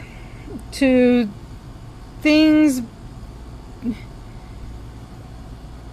to experiences, to things around them, everything else. And so in the idea of my story, it works perfectly if you take that, if you think about that being part of magic.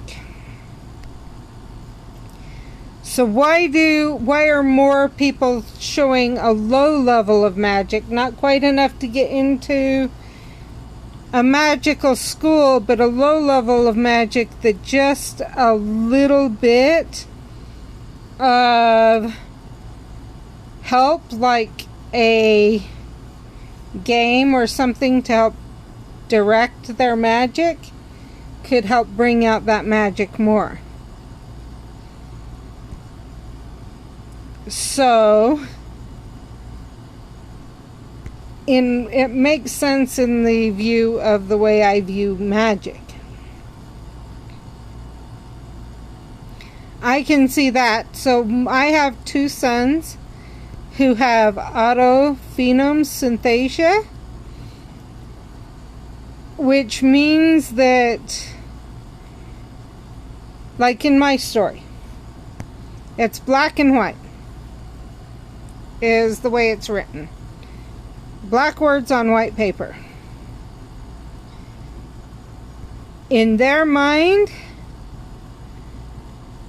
or what they see, is all the letter A's are one color, all the letter B's are another color, all the letter C's are another color, etc. through the whole alphabet, and numbers also.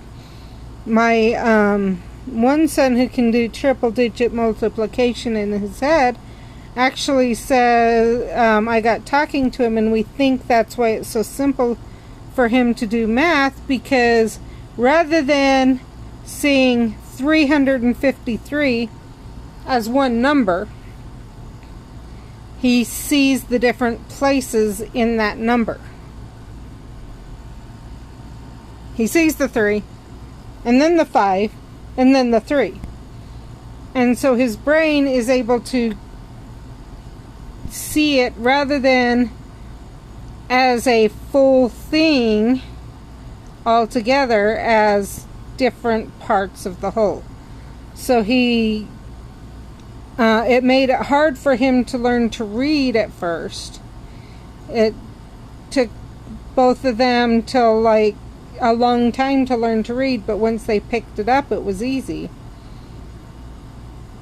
But at the same time, once they picked it up, they could go, once they put the work in to read the words frequently enough, it became very easy. And for a long time, it was wondered if he had dyslexia.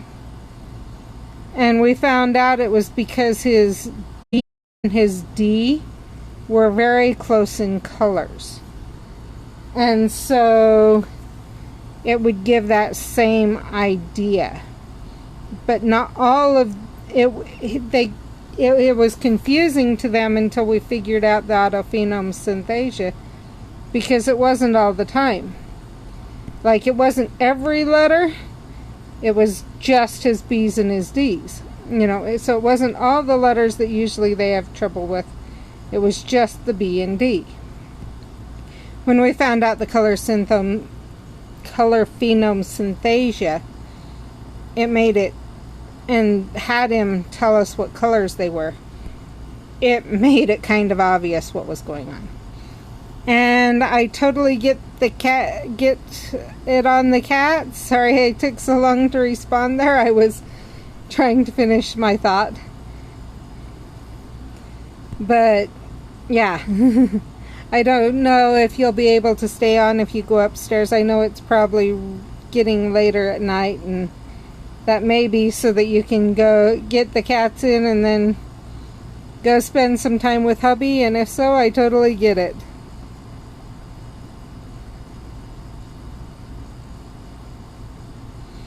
But yeah, my kids, we found out it helped them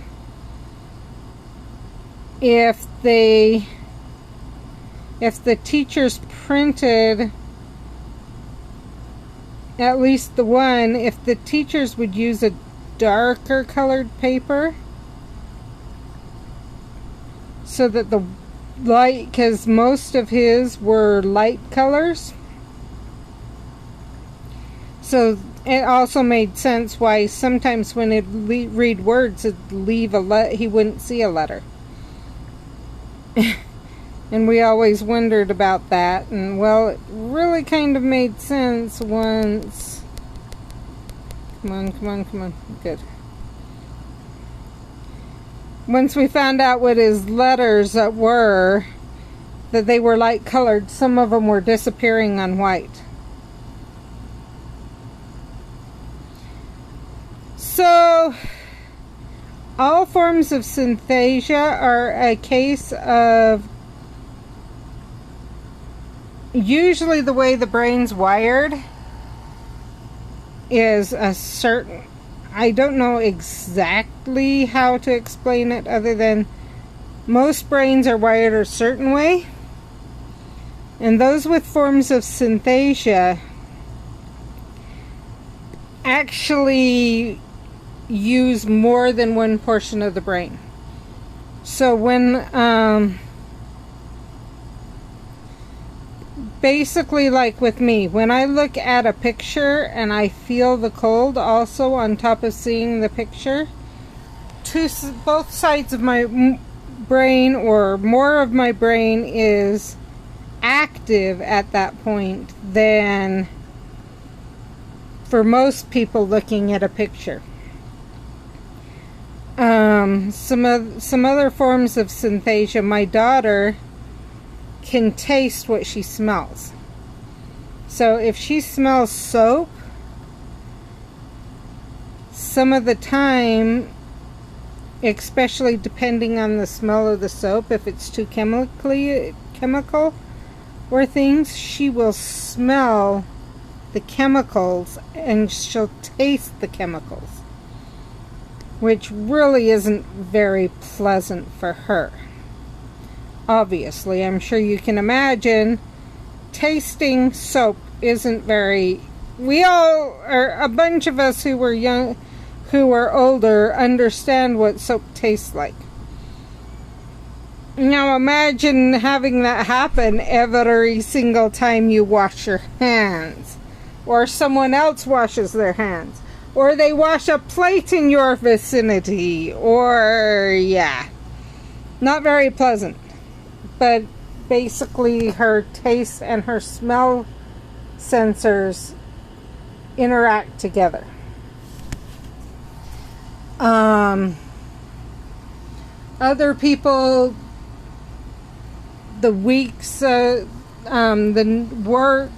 words, like the names for like the words Monday, Tuesday, Wednesday, Thursday, Friday, Saturday, Sunday, have certain colors or certain sounds, or basically it's that idea that you have two different senses they cross in the brain. They use similar pathways and everything. So sight and sound, or sound and smell, or taste and sight, or whatever. There's people who can look at a picture of a cupcake and they can taste that cupcake. Honestly, for me, depending on the picture, sometimes that happens. All I need to do is look at a picture of something and it's in my mouth.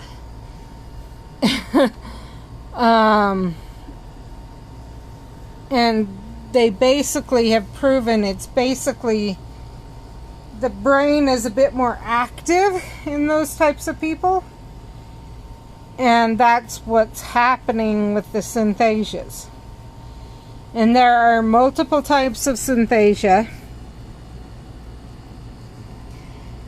And it is a genetic thing, generally. Generally, if one person in the family has synesthesia, yeah, you can sometimes find someone else in the family will have some form of synesthesia, whether it's the same or something different, they'll have some form of synesthesia.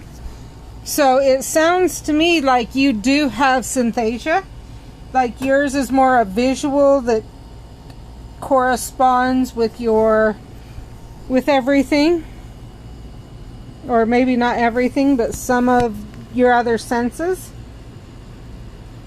which is what I have.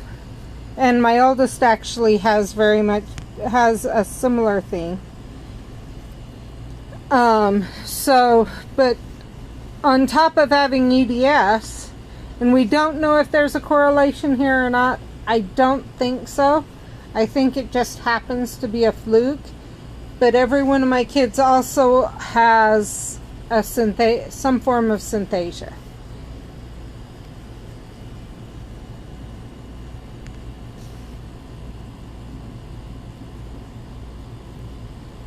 No! Honestly, I thought the same too, Jade, until we were researching. We found out about the color phenome synesthesia. I actually happened to see a documentary on synesthesia. And and a day or two later or something, we were passing a letter A for our local school that was in the canyon, and we were talking about, we got talking about it for some reason, and it was a white letter A. And my son actually argued that it wasn't white. And I went, what? and another son said, no, it's not white. And then they started arguing about what color it was. And I'd recently seen this documentary, and I went, okay, wait a minute, stop. What do you see? I don't want arguments. I want you to tell me what you see. And they told me, and I handed them a book. And I asked them, either I handed them a book or asked them just to imagine it in their mind and tell me, and they walked through the letters. And each of them had a different color for different letters, but each of the letters was a color. And I'm like, okay, are you aware? First of all, just so you're aware, actually most people do not see those colors. In books, they aren't full of colors. They're just black and white. That's it. But I think I may know the problem where you're having in reading and in school. In, some of the things that have been brought up about each of you. And so that's when I started. Oh boy! 1, I hope you find Tiger. 2, I don't know if you want a hedgehog in your garden or not. But yeah, so after we've realized that with those two, I started looking into synthesias more. And that's when I found out about the different types of synesthesia. That's cool. I'm glad you're not bothered. I just wasn't sure. I know here, when we find raccoons, we try and get rid of it, but it's because they are a non-native species. Them and skunks are non-native. But yeah, so I started looking more into synthesias, and that's when I found out that there was that there was more types of synesthesia than even just the color phenome that I had heard about, or than just the types I'd heard about. And I realized, and as I was reading on that, it said, and some people can see a picture and smell it and taste it, and smell, taste, or feel it. Like feel the temperature in the picture, or smell the cinnamon roll in the picture, or taste the cinnamon roll, or whatever. And I went, what? Some people? What do you mean, some people? Isn't that everyone? And I turned to my husband and I said, what does this mean, some people? He said, what do you mean? No, you don't look at a picture and feel the temperature in the picture, or taste the whatever's in the picture, because they're born with it.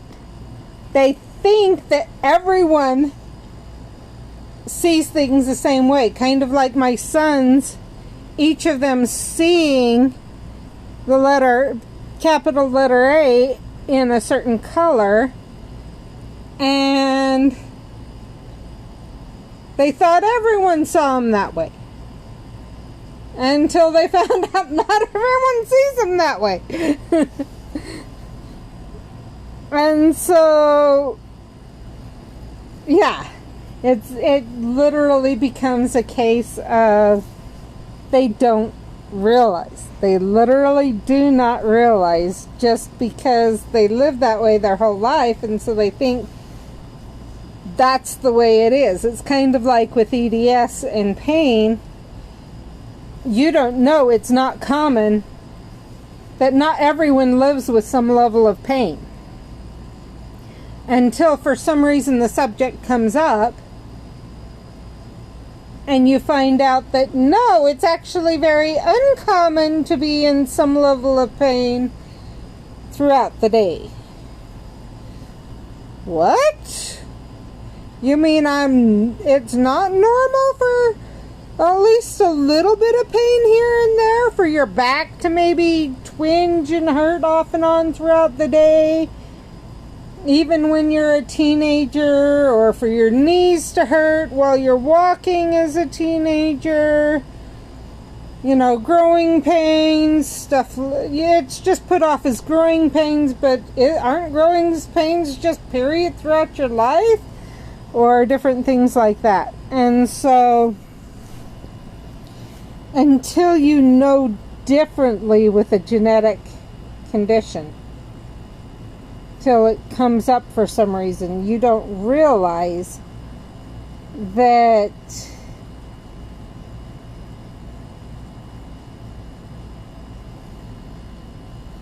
it's not that way for everyone. And that's kind of what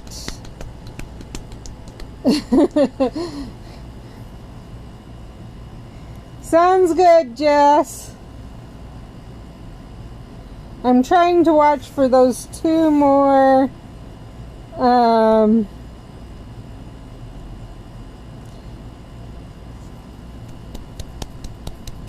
adversaries. And I'm glad you found Tiger.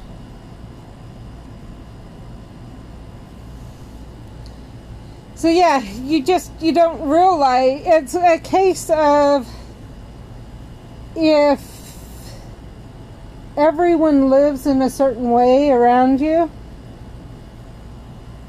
you don't understand that not everyone in the world lives that way. Unless for some reason you're exposed to it. It's a reason why beating racism can be so difficult, is you think it's just the way everyone thinks. That's just the way it is. This is the way we live. You know, no, it's until someone brings up to you that no, not everyone's treated that way. or not everyone believes the same way, or different things like that. And that's why it can often take generations to change viewpoints about certain things, is because, or meeting new people. That's a huge thing in changing the way people feel about other people, is having them meet someone that in general they've been brought up as not the best type of people to be around, for what, either because of where they grew up or things like that, and then having them make friends with people from that area. That's one reason I like Twitch, actually. A big thing about Twitch is it breaks down a lot of the ideas that people have about other people. So if you were here in the US, just to give an idea, and you think about people from Britain, if you've never met someone from Britain, the first thing to go through your head is the accent from like Doctor Who or Hagrid, or, the British accent is the first thing that hits your head. Well, on Twitch you find out that the British accent is the very same thing as the American accent. Which, when you're in America, there's one accent for the South, one accent for the North, one accent for here, one accent for there. And there's many different accents. It's not just one accent. And so you kind of start to realize, same with Australia. Everyone here, when you talk about Australia, everyone thinks of, it's not, Crocodile Dundee, or, no, I can't, and you can't hear an accent, or the accent isn't as significant as it's always made seem, that you realize that your opinion of things is not necessarily the truth of things. That you can't label someone by where they live or how they look.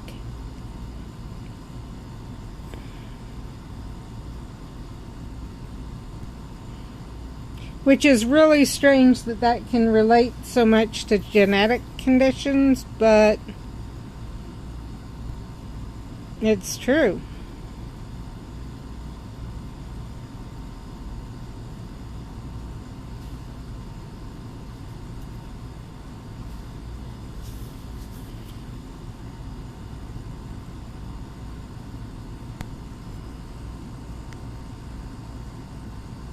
And it even, like with EDS, another way it comes out with EDS is people ask frequently, well, so I have EDS, where should I move to? Where should I live?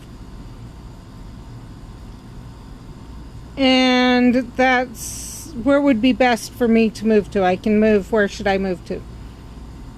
Should I move to somewhere hot, somewhere cold, somewhere mild temperatures? What should I do? And being able to say, that is going to depend on you. For some people,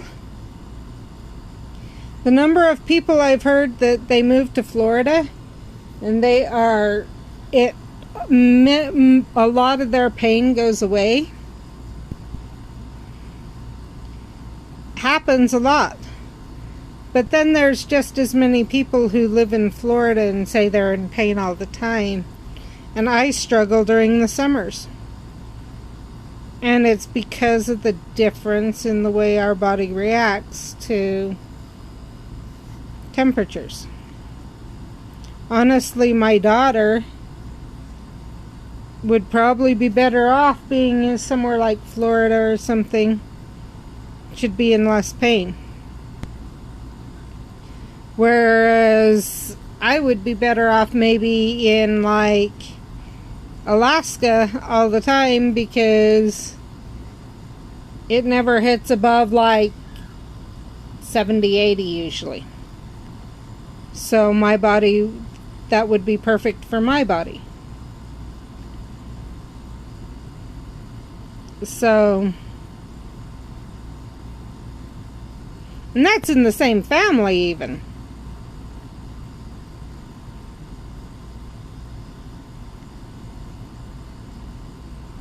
But yeah, I think your synthesias are actually a underdiagnosed thing also. And even more so because it doesn't affect your life. But I will say, Orca, Jade, one thing about it, and you can say this without a doubt, you use more of your brain than the average person.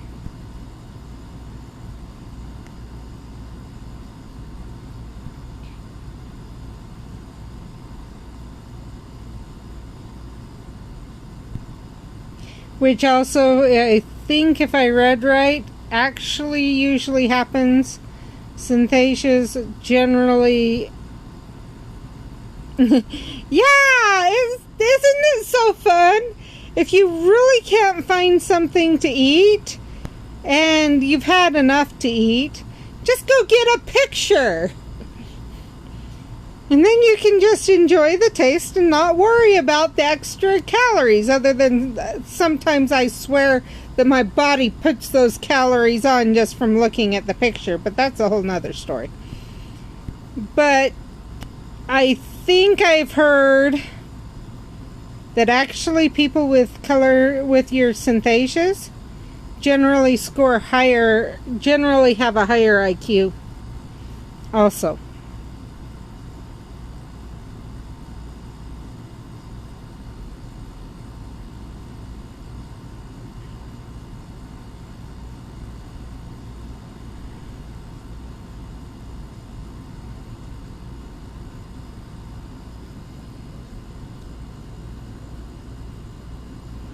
Oh, come on. That is one thing about IQ, is it takes a lot to figure out. They have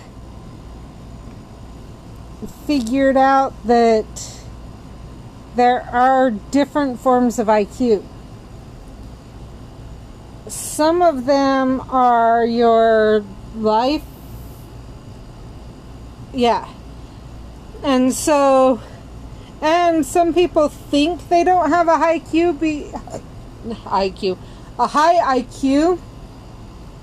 because of how they... So it is possible you have a high IQ, but you've never had it tested. So you don't know what your IQ is. Sorry, I am grabbing something a little bit to eat while we're...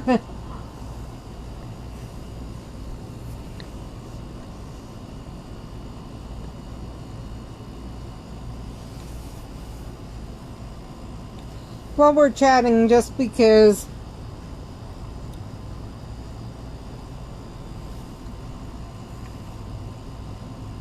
I haven't eaten yet today, and it's like almost 4 p.m. because I slept until time to get on stream.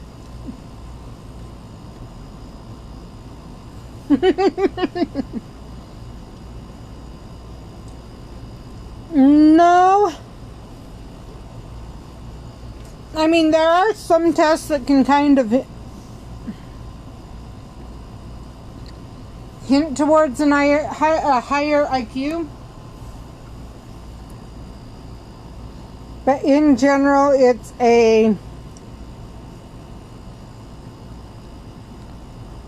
something a school might order or things like that.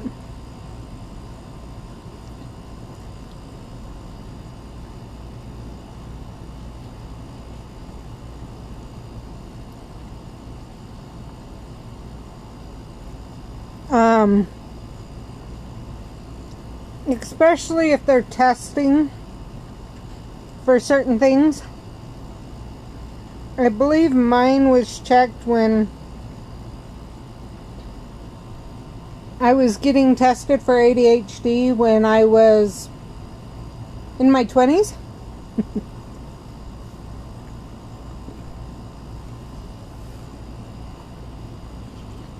Because I'd had symptoms since I was about 8 years old. Now, we were later to find out it wasn't ADHD. It was PTSD, but that is another thing. People with ADHD are more likely to have a higher IQ. But also sometimes they're finding people with PTSD, if it's like a childhood form.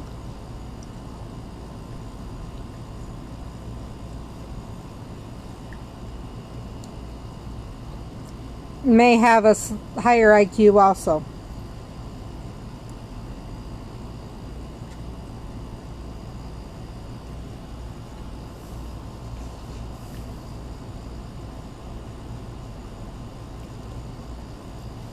So it can't be said with me that it's due to any one thing. And it's just one of those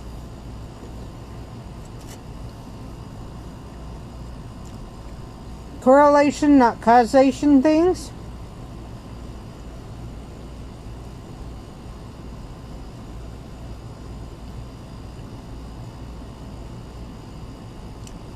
It's more common to have a higher IQ if you have synesthesia, if you have PTSD, childhood PTSD, I mean. If you have ADHD.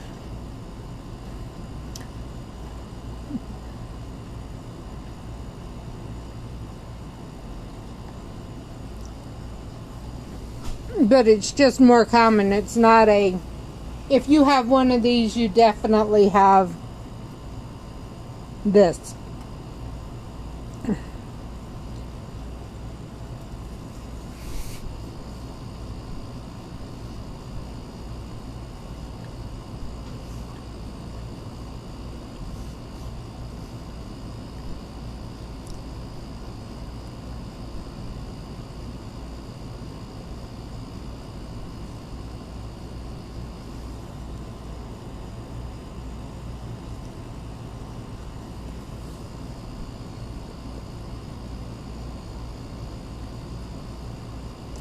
Nope, not that one.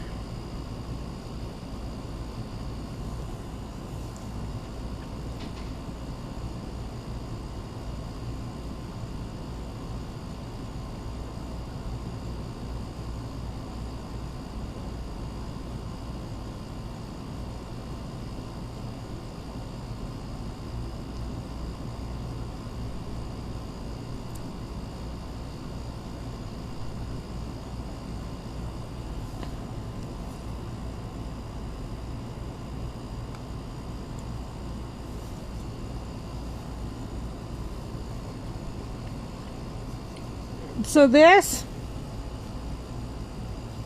not these exact colors, but kind of this idea is how my kids see.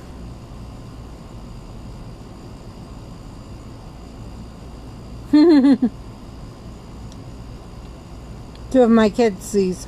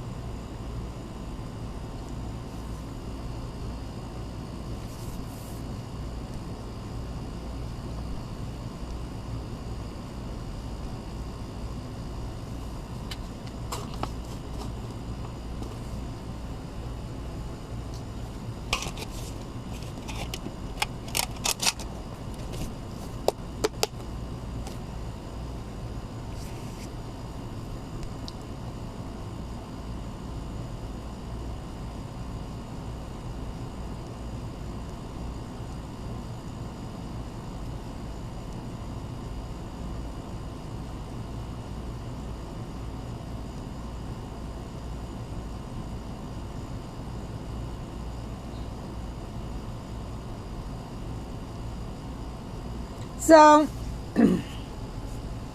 this might be of interest to you. Anywhere from 1 in 4 to 1 in 100,000 might have synthesia. How common is it? We don't know.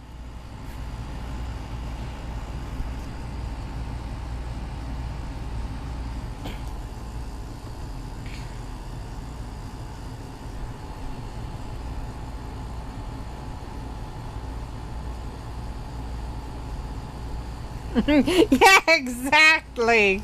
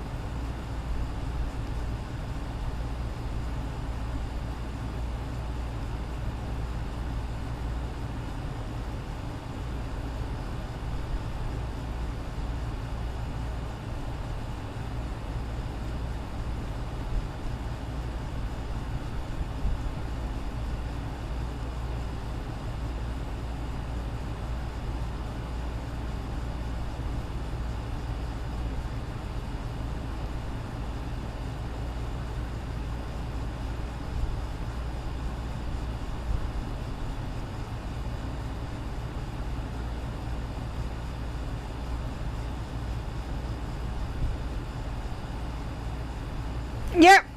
I was just looking at it to see.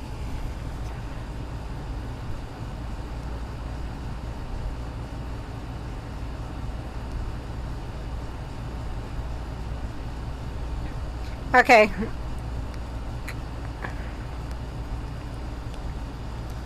I know I read somewhere, but it's not saying here on the prevalence of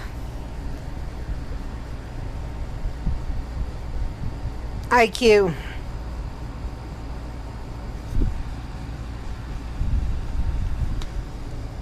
Hey, I did not say that. Let's see if it gets the right one this time. Yay, and this is one of the 2 missing ones. Let's hope it behaves.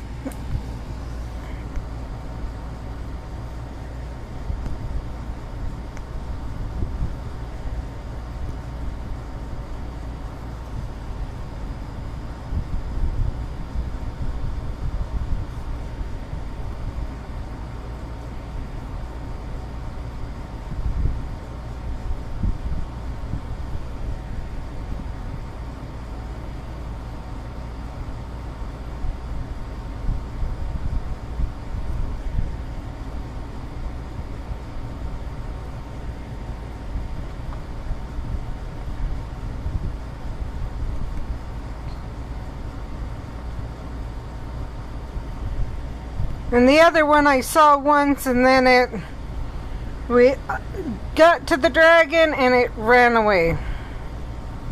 So we'll hope that Narcissia doesn't do that.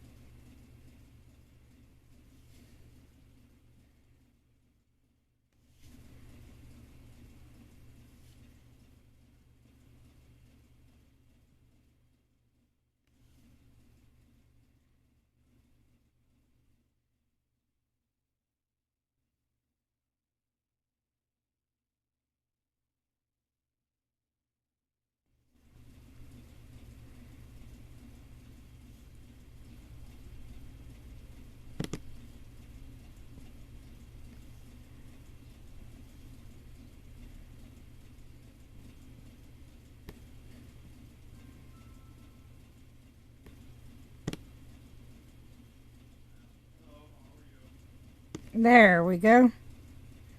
Nope, I had it, but trying to do something on my viewer, my screen.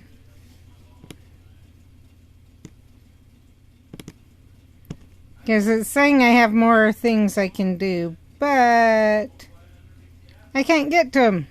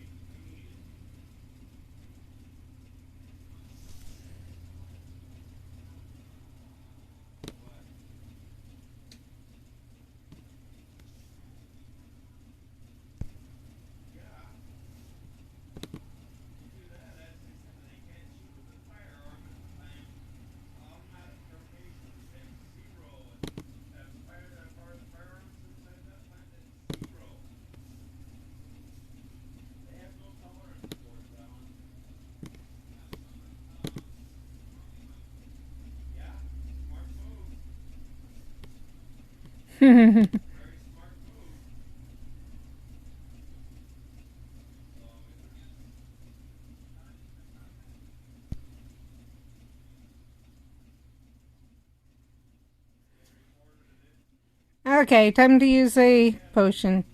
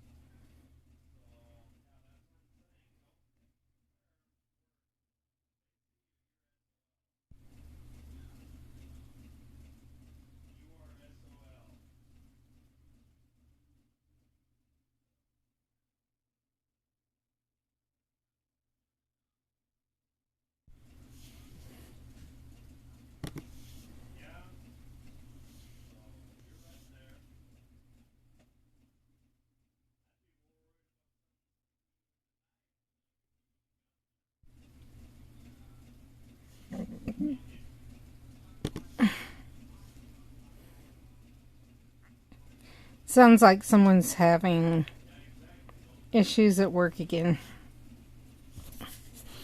Which to me is kind of funny because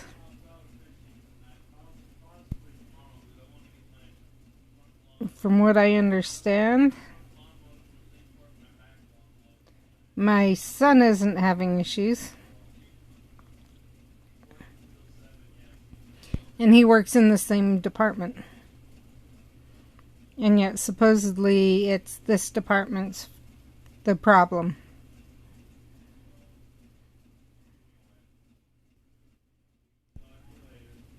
So it seems to be more a perception issue.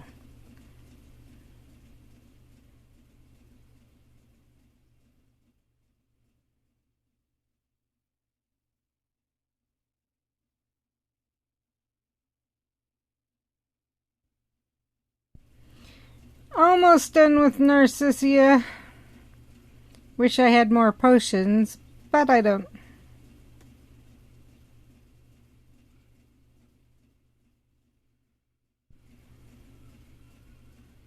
I need to get more ingredients picked up, but I can't pick up ingredients right now until I get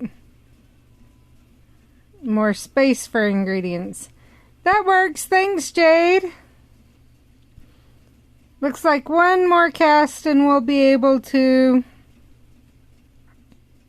One or two more casts and we'll have Narcissia down.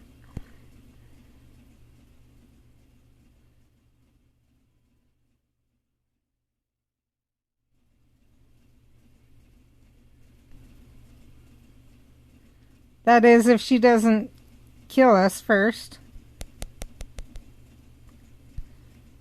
Not taking a risk.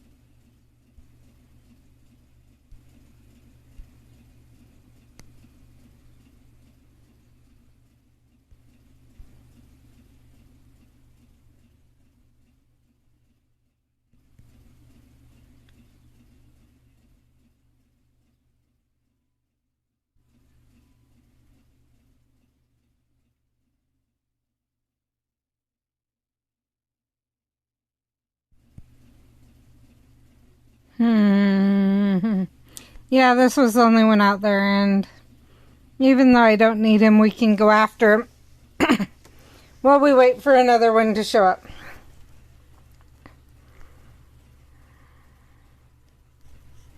We're down to one.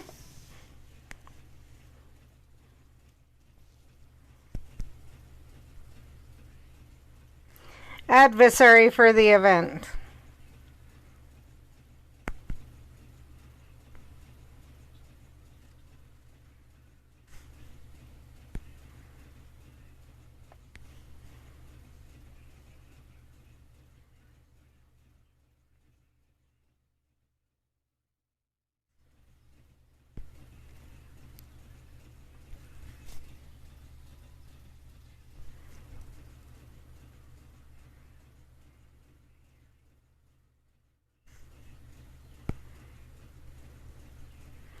So we definitely will be able to get to do other things the rest of this week. I just got to think about what we're going to do.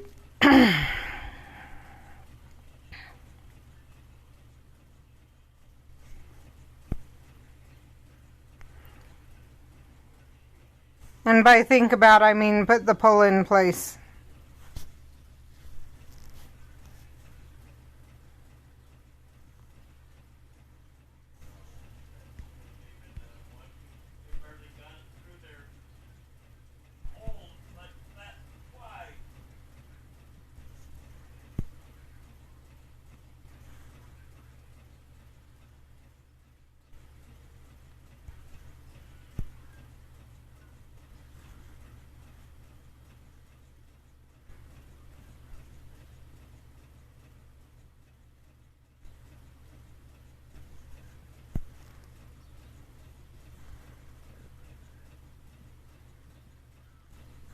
So I don't know if people know, but I have been uploading generally to the YouTube channel.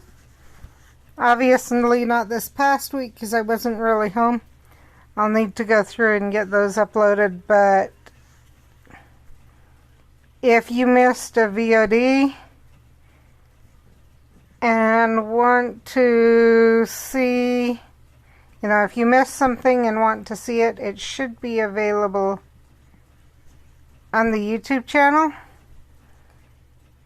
If you go, or I tried to put a lot of it, especially like the Amy and the art streams, are all in the date they were streamed, I believe is put in there. So I have not gone through yet and arranged by doing a separate playlist for art and for Animal Crossing and for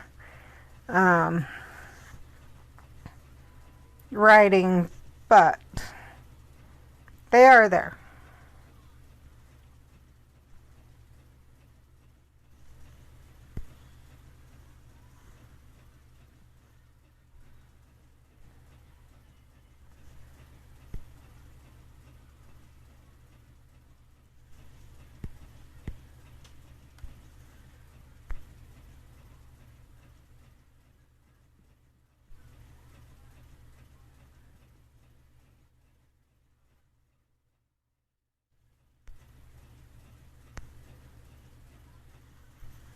Now we just need the Ukrainian Iron Belly.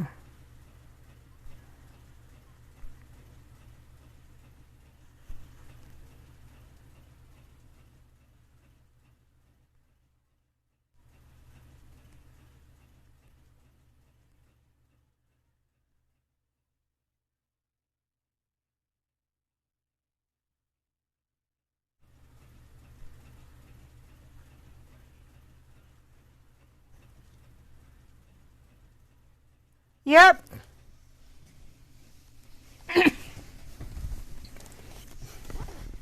Yeah, the funny thing is, so most YouTube channels, when you start them, you have to reach a certain amount of followers to get a specialized thing.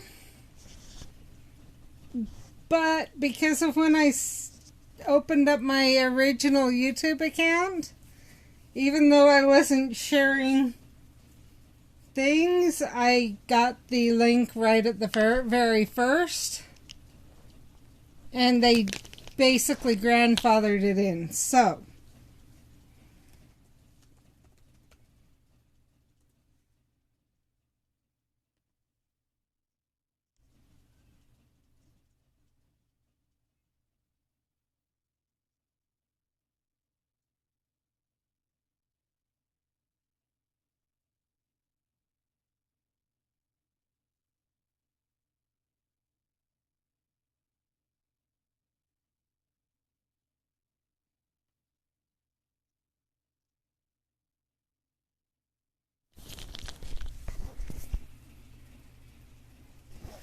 I don't know if you guys are aware,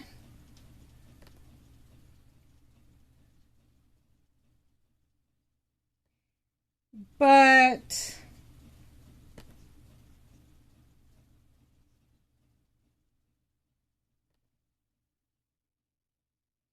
Streamlabs itself, we have different Lumos points.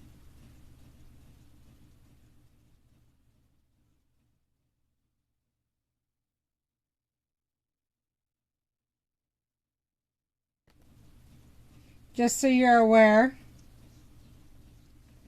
That can also be used for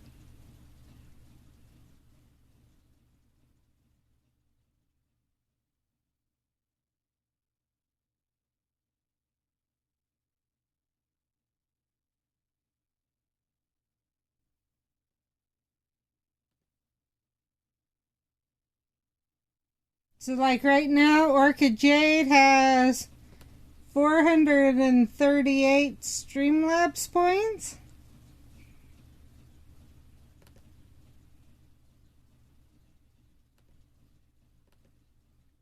So if you have things you'd like me to add in the loyalty store, let me know there too.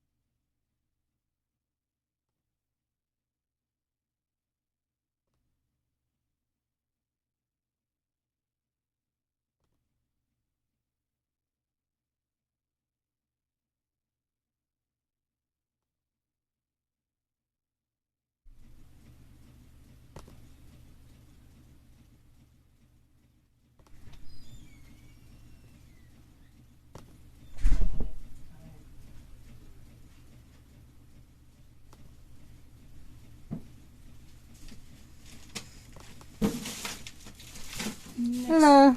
Time you see Kyle. So because it's been over a year, I need an hour-long appointment, which makes sense. I know, because I bet Kyle will tell him to. The only, my hand is definitely out of place. My shoulder could be out of place. Fingers more than likely are out of place. I'll mention it to Kyle. Elbow could be out of place. I can't do mornings, so they said the next date available is September 7th. Okay. I would have scheduled that one, but at the same time... It's scheduled. I did schedule it, because, if nothing else, I do need it. I will need it. Even with the compression sleeve that I've got sitting at waiting at the shop for me. Okay. Yeah, I will mention it to him. Okay. But, yeah. I need gas. Stuff happened and stuff came out that shouldn't have come out quite yet. Okay. There is $6 in your wallet, or can I just take your card? I'm going to look something up, guys. Just a minute. I know you won't be able to see anything for a minute, but I'm aware of it. So I'm sorry.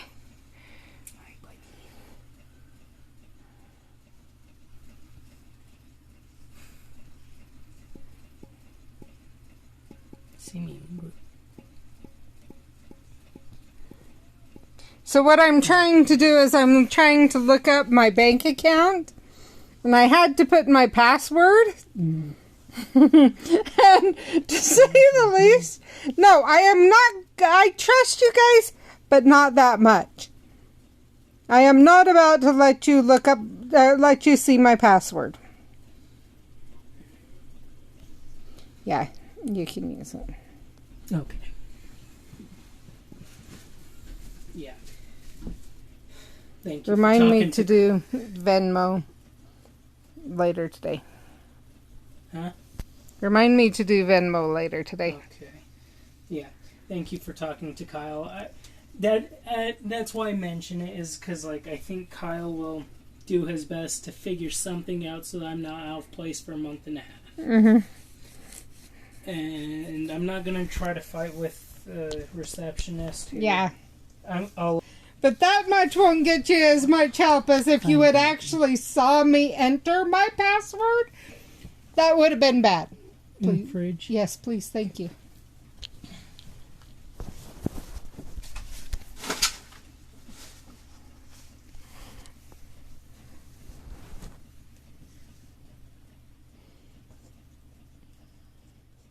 Because there's not enough on that screen to see it.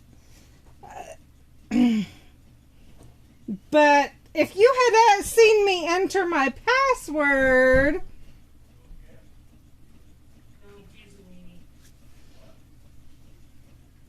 I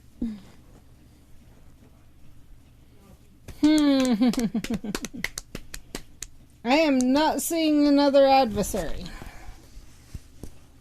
I'm trying to debate what to do. Oh, I know one thing I can do. Oh, I know another thing I can do. Because...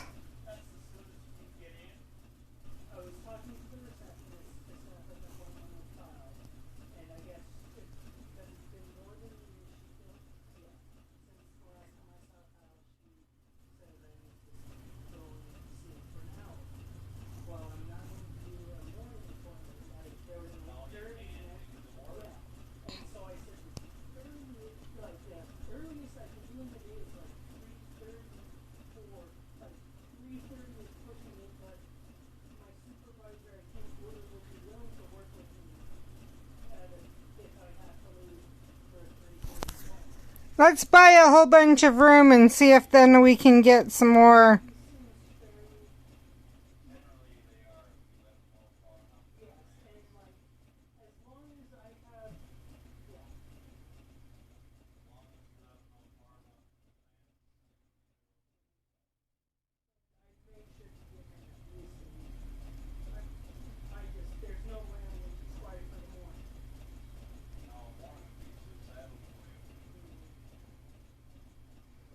Okay, now let's see if I have room I can pick stuff up.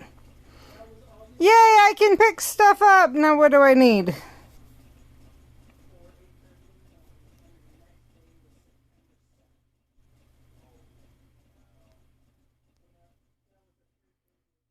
White and red flowers.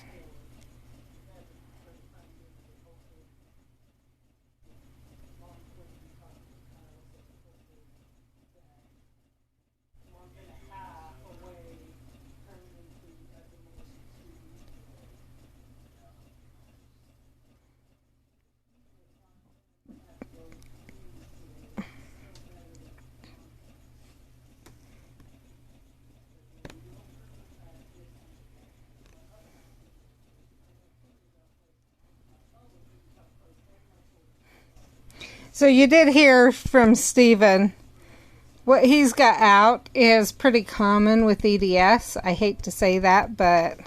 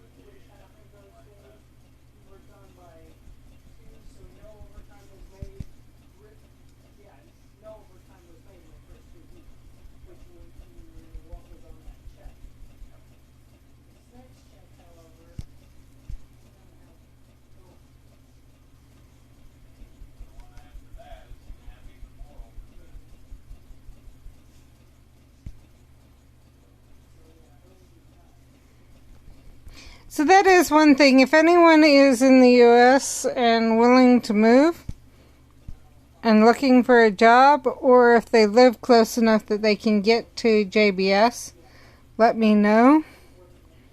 They have a few things, but starting what pay is $18.50 an hour.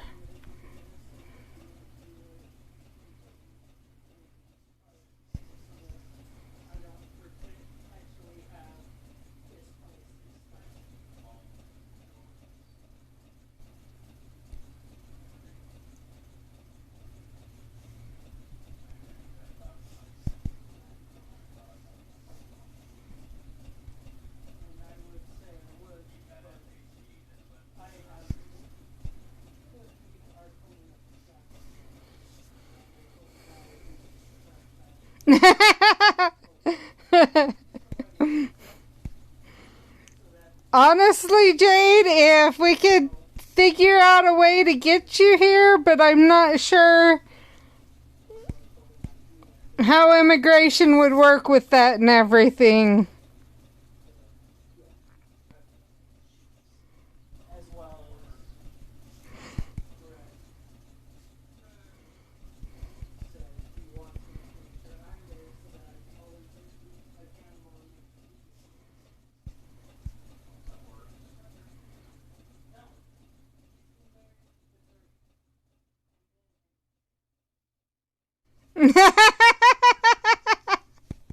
Well, first of all, you'd have to have a visa.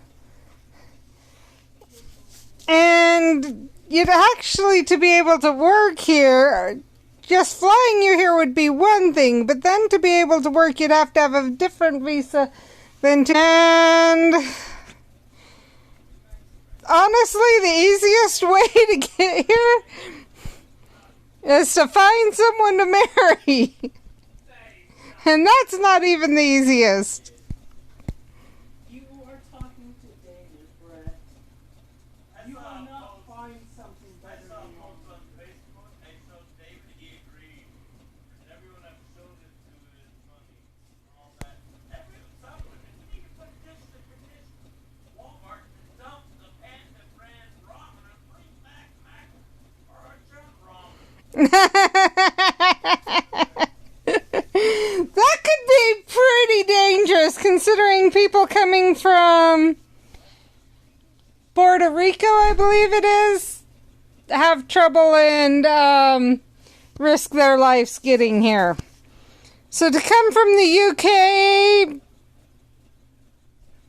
I would say it might be a lot better idea to find a different way to get here.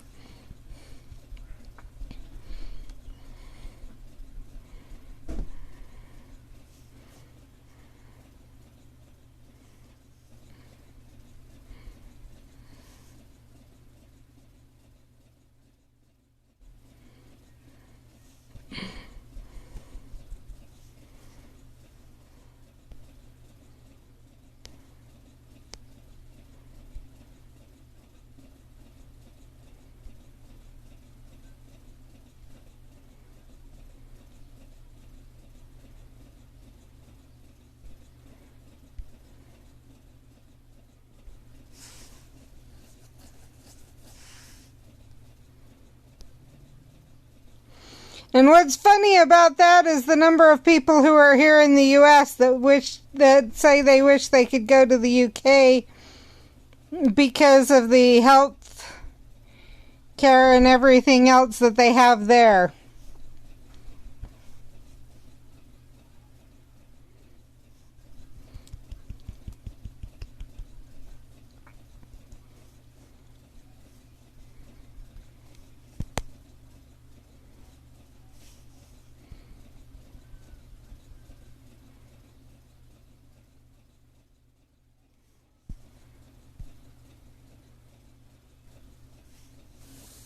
I mean, just to explain, this thing that I just opened up was a thing from my husband's work because of when he was off for our coverage. So this is $50 for medical, $45.24 for dental, and another $4.42 or $6.42, I'm not sure which, I can't tell, for vision.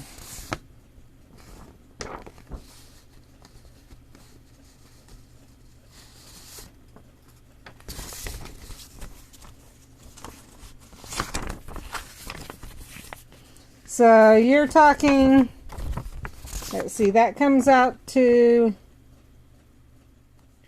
around $200 every 2 weeks for insurance.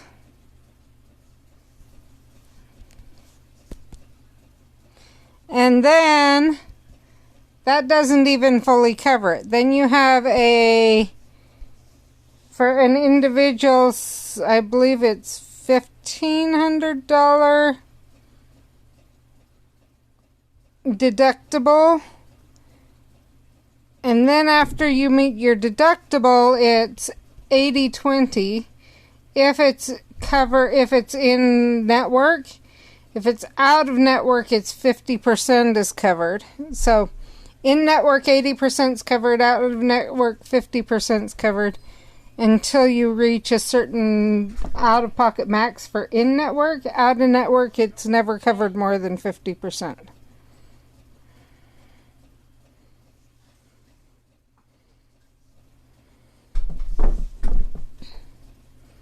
So it is very easy to have to get a high enough, but it's very easy to end up with an insurance that is worse than that, and to end up having to declare bankruptcy for medical costs.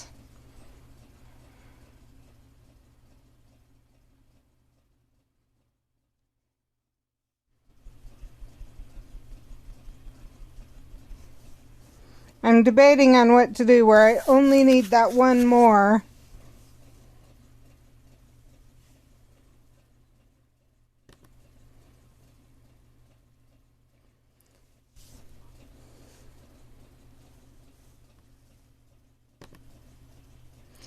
Thank you, CS Go By Sell, for joining and following. So you know what I'm doing. While I'm waiting to see if this shows up, I'm reading in, let's see, what did I name that?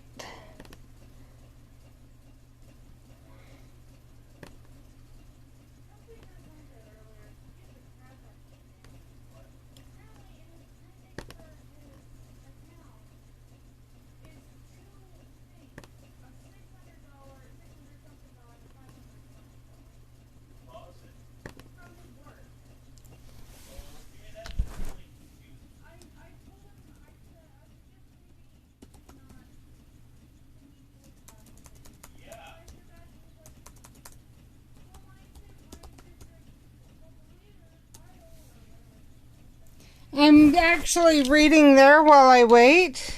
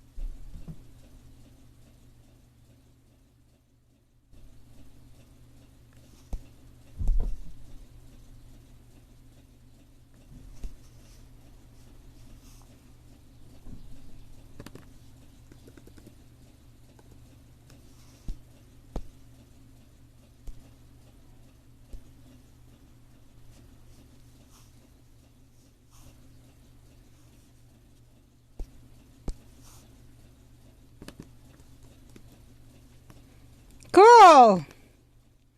I love that. If Val's still here, I love your idea of raiding.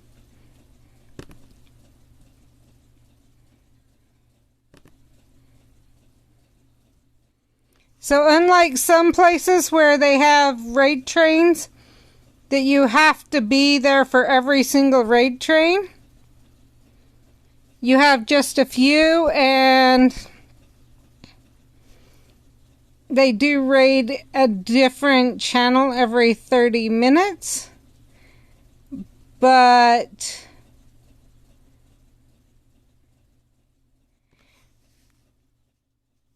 it can also help with you leave two you obviously can stay in the one as you head to another channel.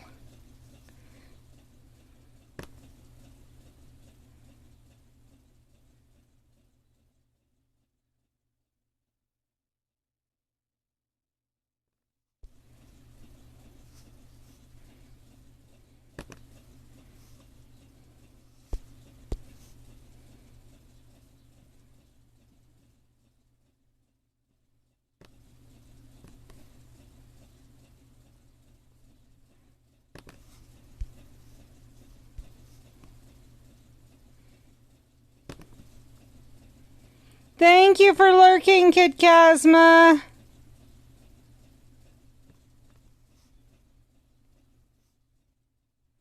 We are waiting for another adversary to show up while I double check Discords.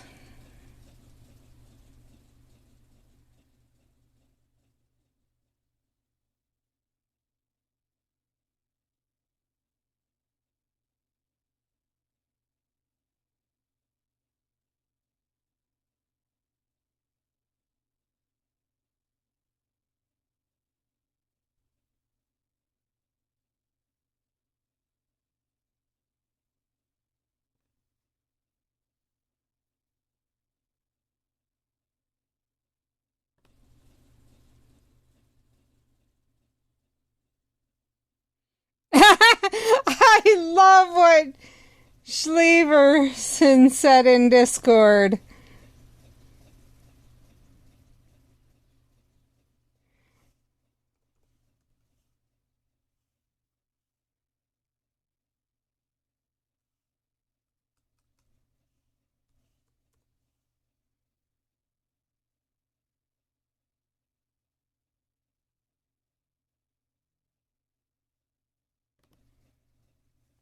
So I'm going to read it out loud. With the current hot weather, please remember you are basically a houseplant with emotions.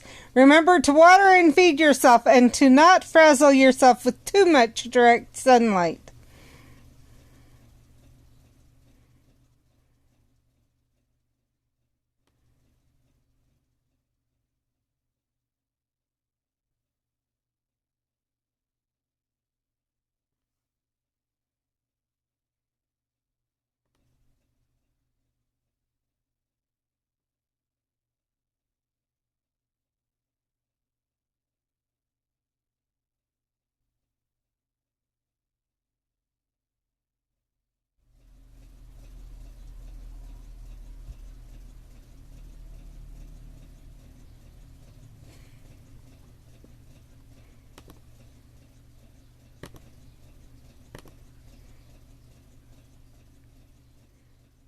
And I'm laughing at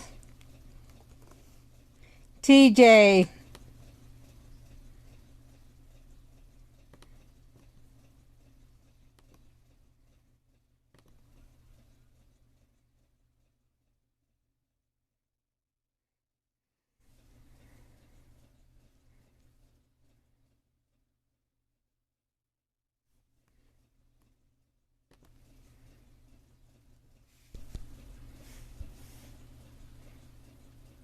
And for anyone who doesn't understand what I'm laughing about with TJ, you'll have to join our Discord to find that out.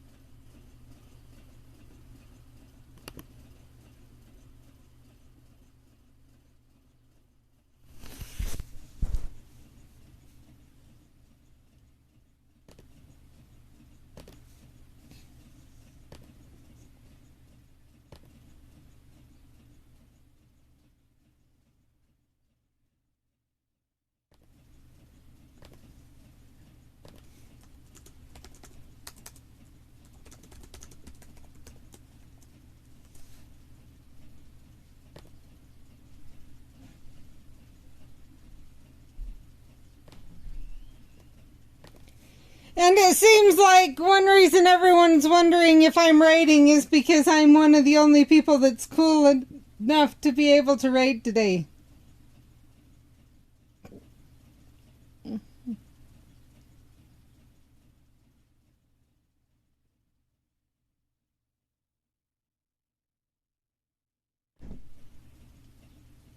And I do have to admit I'm a little bit... I have one extra benefit. I don't let you guys see me while I raid, or while I stream, so...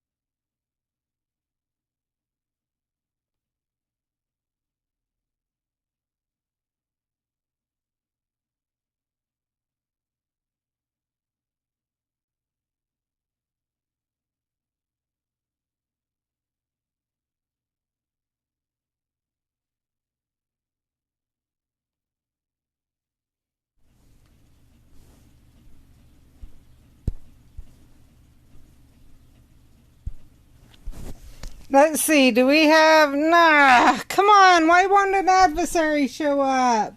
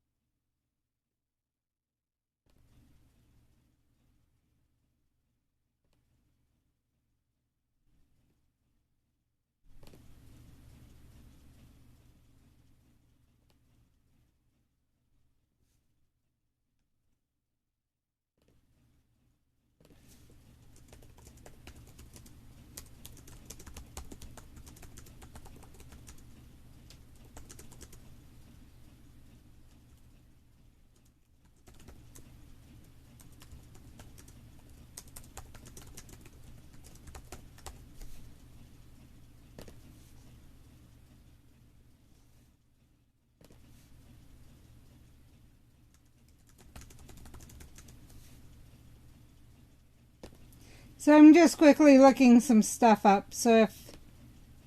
Hopefully I'm not missing something you're saying.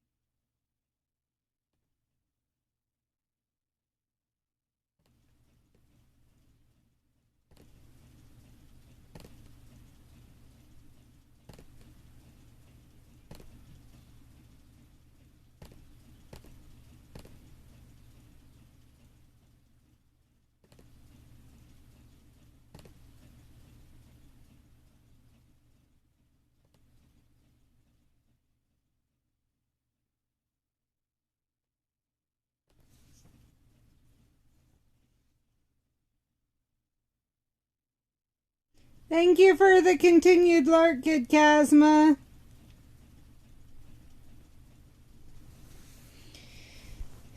I am still not seeing anything. We've got two viewers.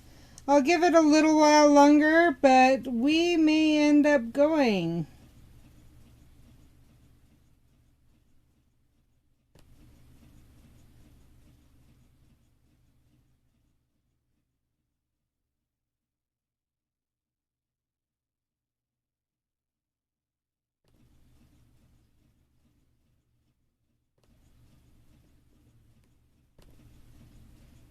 But before we go, as I said, I will make sure we put it in chat, and I will raid someone.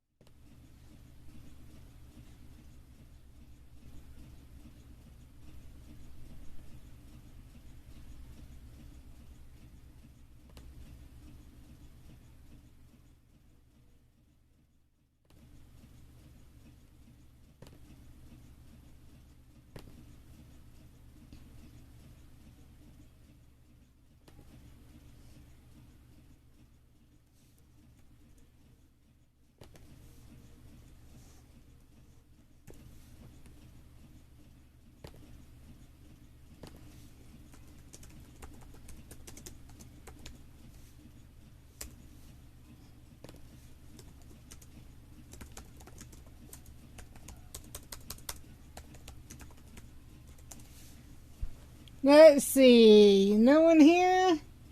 Or not no one, not an adversary. We're about 2 hours. Let's see who's live.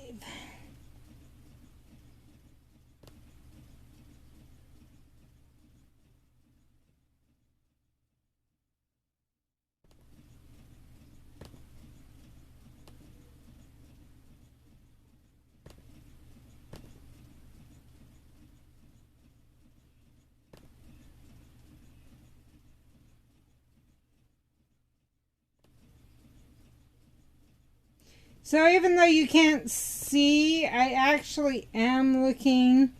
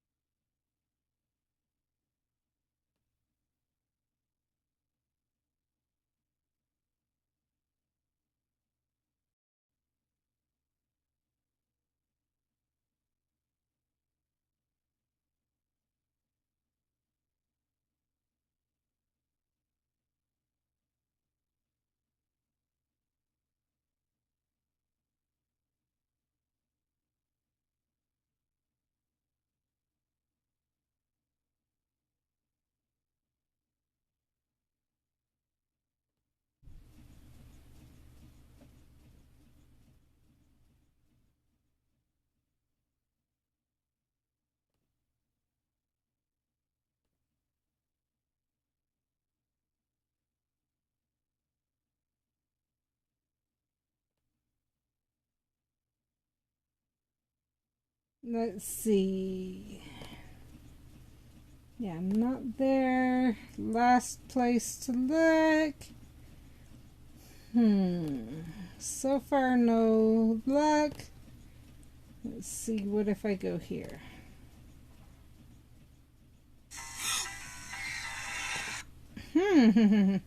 Seems like everyone's offline right now. Everyone must be struggling with the heat.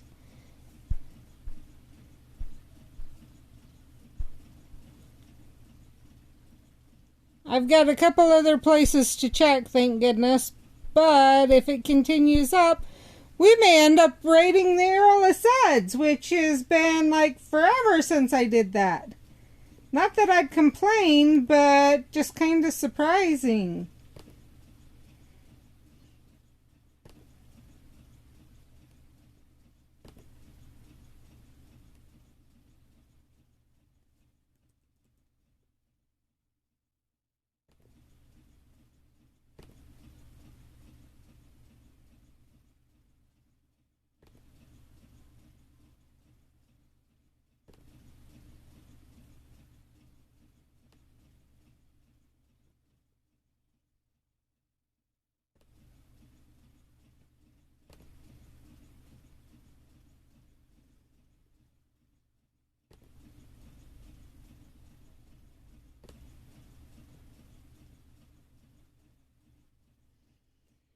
Well, I literally just went through about 10, 15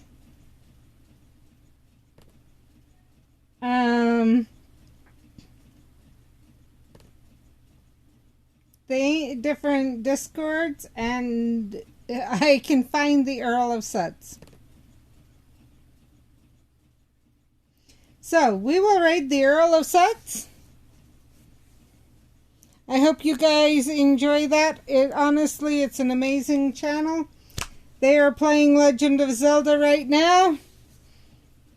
I hope everyone has a good day and is a relaxing day and whatever. And I will see you tomorrow. Be sure and check my Discord. We will be putting a poll in there to find out if we're doing a writing stream or an art stream tomorrow, plus Wednesday, plus Thursday, plus Friday, and if we do art, what type of art. So you will definitely want to go check that out, vote, so we can do what you guys would like to see. I will see you tomorrow.